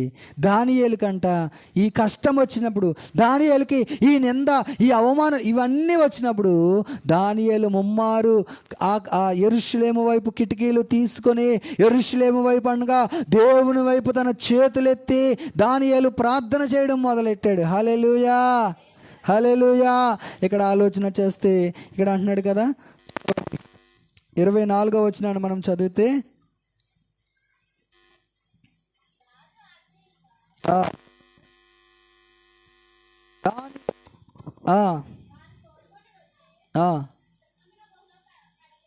పడద్రోశ్రీ వారిని, వారి కుమారులను, వారి భార్యలను పడదోశ్రీ వారు ఆ గుహ అడుగుకు రాకమునిపే సింహముల పాలైరి. హల్లెలూయా, హల్లెలూయా. ఎవరైతే ఇప్పుడు దానియేలు మీద నింద మోపడానికి వచ్చారు, ఏమన్నా తెలుసా? ఇదిగో రాజుగారు, మీ ఆజ్ఞని దానియేలు ఏం చేశాడు? అతిక్రమించి దానియేలు ఆరాధన చేస్తున్నాడు. అంటే ఇప్పుడు దానియేలు సింహపు బోనులో వేసినప్పుడు సింహాల నోళ్లను మూసినట్లుగా చూస్తున్నాం. హల్లెలూయా. దానియేలు దగ్గర ఉన్న విశ్వాసం ఏమైందో తెలుసా? సింహాల నోళ్లను మూయించింది. హల్లెలూయా. ఈరోజు ఒక గొప్ప విశ్వాసం కలిగిన వ్యక్తివైతే, ఈరోజు గొప్ప విశ్వాసిగానే ఉంటే నీ విశ్వాసము ఎంతటి గొప్ప కార్యాలైనా జరిగిస్తుంది. హల్లెలూయా. దానియేలు దగ్గర ఉన్న విశ్వాసము ఏం చేసింది? సింహాల నోళ్లను మూయించేసిందంట. ఇప్పుడు ఈ దానియేలుని తీసుకెళ్ళి సింహాల గుహలో వేస్తారు. ఈ సింహాల గుహలో వేసేస్తే లెక్క ప్రకారం ఏమవ్వాలి? అసలు ఎప్పుడైతే దానియేలుని సింహాల గుహలో వేసారో ఆకలితో, మామూలు సింహాలు కాదవి, కడుపు నిండిపోయిన సింహాలు కాదవి, ఆకలితో ఉన్న సింహాలు. అసలు సింహానికి మనిషి నరవాసన తగలగానే ఏం చేస్తా తెలుసా? నరుణ్ణి చీల్చేస్తాయి వెంటనే. మరి ఇంకో విషయం ఏంటంటే ఆకలితో ఉన్న సింహాలు కాబట్టి. కానీ ఇప్పుడు దానియేలు లోపలికేశారు. ఈ సింహాలు వచ్చినాయి, వాసన చూసి వెళ్ళిపోయి దానియేలు పాదాల దగ్గర కూర్చున్నాయంట. హల్లెలూయా, హల్లెలూయా. ఇంత అద్భుత కార్యం జరగడానికి గల కారణం ఏంటో తెలుసా?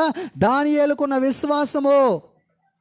ఈ ముగ్గురు అంటున్నారు, ఈ ముగ్గురు యవనస్తులు, అంత ముందు మనం చదువుకున్న ముగ్గురు యవనస్తులు షడ్రగ్ మేషక్ అబేద్నెగోలు ఏమన్నారు? వేడిమి గల అగ్ని గుండములో నుంచి మమ్మల్ని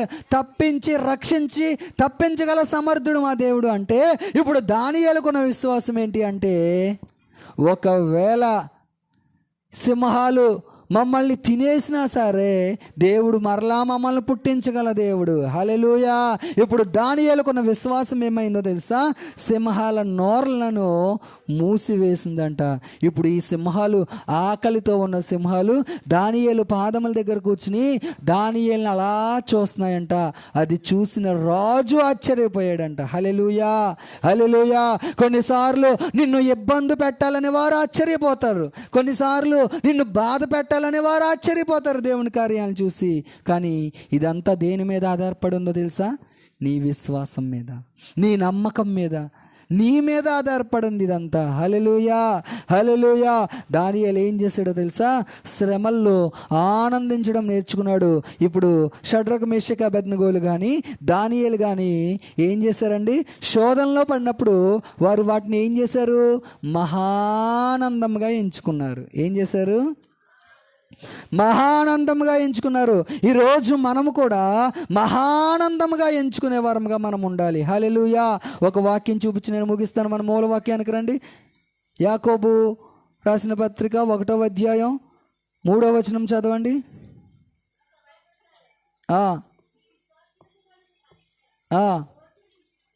ఎరిగి మీరు నానా విధములైన శోధనల చేత మహానందమని ఎంచుకోండి.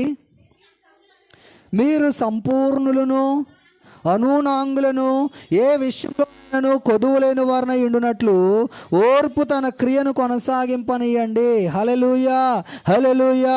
ఇప్పుడు మనం ఏమవ్వాలి అంటే సంపూర్ణులం అవ్వాలి. క్రైస్తవుడు ఏమవ్వాలంటే సంపూర్ణ క్రైస్తవుడు అవ్వాలి.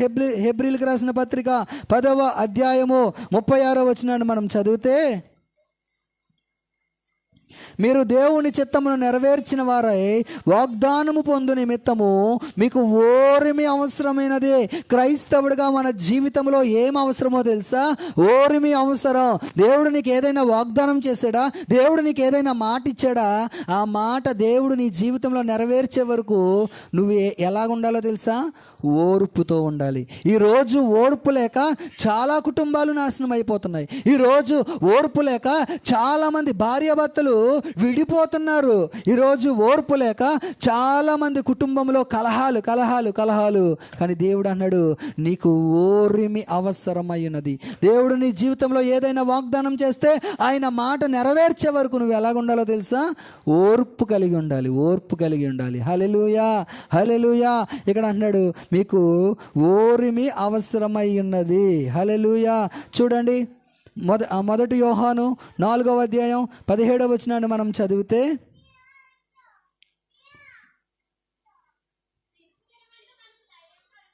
తీర్పు దినమందు మనకు ధైర్యము కలుగునట్లు ఏలయనగా హల్లెలూయా. తీర్పు దినమందు మనకు ధైర్యము కలుగునట్లు దీని వలన ప్రేమ మనలో పరిపూర్ణము చేయబడినది. ఏలయనగా ఆయన ఎట్టివాడై ఉన్నాడు, మనము కూడా ఈ లోకములో అట్టివారమై ఉన్నాము. హల్లెలూయా. ఇక్కడ అంటున్నాడు కదా, మీరు సంపూర్ణులు అవ్వాలి. ఏ విషయంలోనంటే ప్రేమలో సంపూర్ణులు అవ్వాలి. చెప్పండి, ఏ విషయంలో సంపూర్ణం అవ్వాలి? ప్రేమ. సంఘములో ఉన్న మనము, విశ్వాసులుగా ఉన్న మనము ఒకరి ఎడల ఒకరు ప్రేమించుకునే విషయంలో మనం సంపూర్ణులుగా ఉండాలి. భార్యాభర్తలుగా ఒకరిని ఒకరు ప్రేమించుకునే విషయంలో సంపూర్ణులుగా ఉండాలి. సంఘములో ఉన్న మనము సేవకులకి మనకి ప్రేమ విషయంలో మనం సంపూర్ణులుగా ఉండాలి. హల్లెలూయా. ఏ విషయంలో మనం దేవుని చిత్తం ఏంటి మన పట్ల అంటే మనము సంపూర్ణులం అవ్వాలంట. ఏమవ్వాలి? మనము సంపూర్ణమైన భక్తి చేసేవారముగా, ప్రేమ విషయంలో మనము సంపూర్ణులుగా ఉండాలి. హల్లెలూయా. చెప్పండి, ప్రేమలో సంపూర్ణులుగా. రెండోది అంటాడు కదా, మీరు సంపూర్ణులను ఏ విషయంలో.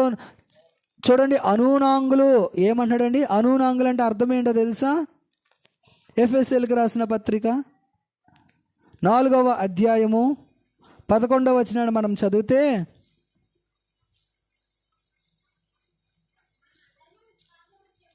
మనమందరము విశ్వాస విషయములో దేవుని కుమారుని గూర్చిన జ్ఞాన విషయములోను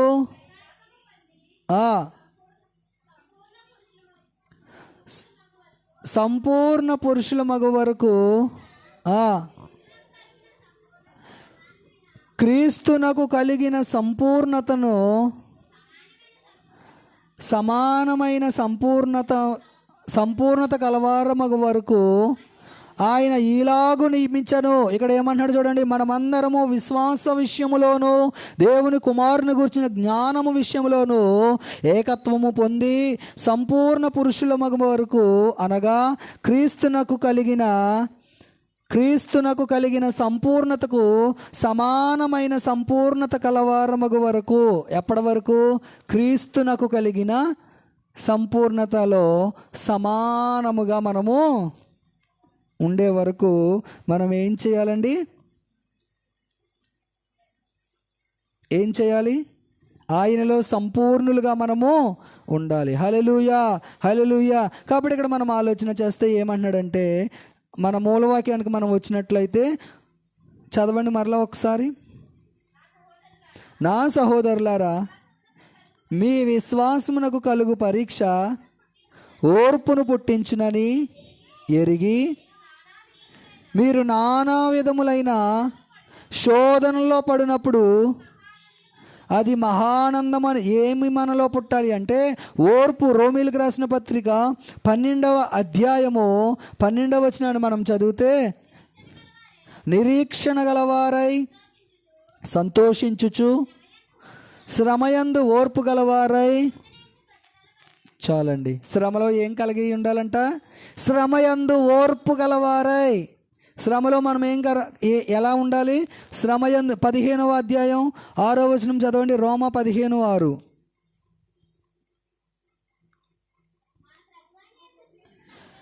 మన ప్రభు అయిన యేసుక్రీస్తు తండ్రి యొక్క దేవుని మహిమ పరచు నిమిత్తము క్రీస్తు యేసు చిత్త ప్రకారము ఒకనితో ఒకడు మనస్సు కలిగిన వాడై ఉండునట్లు ఓర్పునకును ఆదరణకర్తయగు దేవుడు మీకు అనుగ్రహించునుగాక. హల్లెలూయా, హల్లెలూయా. మనం ఏం చేయాలని మనం ఆలోచన చేస్తే ఓర్పు కలిగిన వారముగా మనము ఉండాలి. చూడండి, 2వ కొరింథీ 6వ అధ్యాయము 5వ వచనాన్ని మనం చదివితే, కొరింథీలకు రాసిన 2వ పత్రిక 6వ అధ్యాయం 5వ వచనం.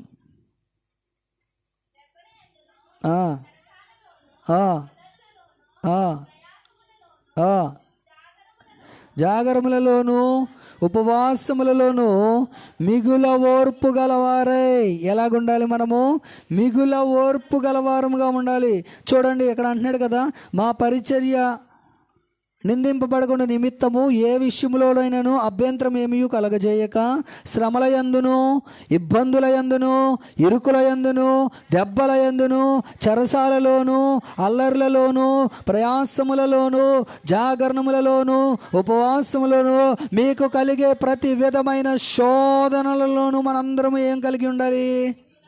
మిగుల ఓర్పు కలిగి ఉండాలి. హల్లెలూయా. ఏం కలిగి ఉండాలండి? మిగుల ఓర్పు. నీకు ఏదైనా అవమానాల గుండా వెళ్తున్నావా, నిందల గుండా, శ్రమల గుండా వెళ్తున్నావా, నీకేం అవసరమో తెలుసా? మిగుల ఓర్పు కలిగిన వారముగా మనం ఉండాలి. హల్లెలూయా. ఏది మహానందముగా ఎంచుకోవాలి? శ్రమల్ని మనం మహానందముగా ఎంచుకోవాలి. దేవుని కొరకు నిందల్ని, అవమానాల్ని, శ్రమల్ని, వీటన్నిటిని మనం ఎలా ఎంచుకోవాలో తెలుసా?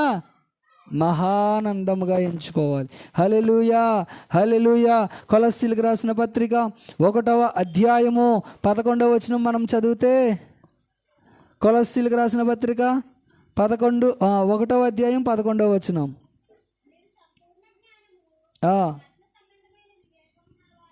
మీరు సంపూర్ణ జ్ఞానమును ఆత్మ సంబంధమైన వివేకమును గలవారై ఆయన చిత్తము పూర్వకముగా. ఇక్కడ అంటున్నాడు కదా, పరిపూర్ణమైన ఓర్పును మనం కలిగి ఉండాలంట. అలాగే దశలోనికి రాసిన 2వ పత్రిక 3వ అధ్యాయంలో అంటాడు, క్రీస్తుకు కలిగిన ఓర్పు. ఏ ఓర్పు అండి ఇది? క్రీస్తుకు కలిగిన ఓర్పును మనము కలిగి ఉండాలి. హల్లెలూయా, హల్లెలూయా. ఏ ఓర్పు కలిగి ఉండాలి మనము? క్రీస్తునకు కలిగిన ఓర్పును మనము కలిగి ఉండాలి. చూడండి, ఆఖరిగా మనం ఆలోచన చేస్తే అసలు ఓర్పు ఉంటే మన జీవితంలో ఏం పొందుకుంటామో తెలుసా? హెబ్రీలకు రాసిన పత్రిక 6వ అధ్యాయము 15వ వచనాన్ని మనం చదివితే, ఆ మాట నమ్మి అతడు ఓర్పుతో సహించి వాగ్దాన ఫలము పొందెను. హల్లెలూయా. ఓర్పుతో సహిస్తే ఏ ఫలం పొందుతావు? వాగ్దాన ఫలము. ప్రభు నీ జీవితంలో ఏదైనా వాగ్దానం చేశాడా? దేవుడు ఇప్పటివరకు నీ జీవితంలో ఏదైనా ఒక మాట ఇచ్చాడా? ఆ మాట నీ జీవితంలో అనుభవించాలి అంటే కనుక, దేవుడు నీకు ఇచ్చిన వాగ్దానాన్ని నువ్వు అనుభవించాలి అంటే కనుక, నీ జీవితంలో ఏం అవసరమో తెలుసా? ఓర్పు అవసరము. ఓర్పు అవసరం. హల్లెలూయా, హల్లెలూయా. గర్భంలో ఉన్న శిశువు బయటికి రావాలంటే తల్లి ఎన్ని నెలలు ఓర్చుకోవాలి? 9 నెలలు ఓర్చుకుంటేనే ఒక సంపూర్ణమైన శిశువు బయటకు వస్తుంది. అంతేగాని 9 నెలలు అవ్వకుండా 6వ నెల 5వ నెలలోనే బయటకు రావాలంటే అవుతుందా? సంపూర్ణమైన శిశువు బయటకు వస్తుందా? మన జీవితంలో కూడా, క్రైస్తవ జీవితంలో కూడా మనము ఓర్చుకోవాల్సిన అవసరత చాలా ఉంది. ఒకవేళ నువ్వు ఏదైనా ఏ పరిస్థితినైనా ఓర్చుకోవాల్సిన సమయంలో నువ్వు ఓర్చుకుంటే కనుక దేవుడు నీకు సంపూర్ణమైన బహుమానాన్ని దేవుడు నీకు ఇస్తాడు. హల్లెలూయా, హల్లెలూయా. ఏది మనం మహానందముగా ఎంచుకోవాలి? శ్రమలను, క్రీస్తు కొరకు నిందల్ని, క్రీస్తు కొరకు అవమానాల్ని, క్రీస్తు కొరకు శ్రమల్ని నువ్వు భరించవలసి వచ్చినప్పుడు వాటిని నువ్వు కష్టంతో, బాధతో, అయ్యో అందరూ నన్నే అంటున్నారండి, అందరూ నా మీదే నెపాలేస్తున్నారు. నో నో నో నో మనము చేయవలసిన పని ఏంటో తెలుసా? క్రీస్తు కొరకు శ్రమల్ని మనము మహానందముగా మనము ఎంచుకోవాలి. హల్లెలూయా, హల్లెలూయా. ఎలా ఎంచుకోవాలి? మహానందముగా మనం ఎంచుకోవాలి. దేవుడు మన వినికిల్లో తన పరిశుద్ధ వాక్యం దీవించునుగాక.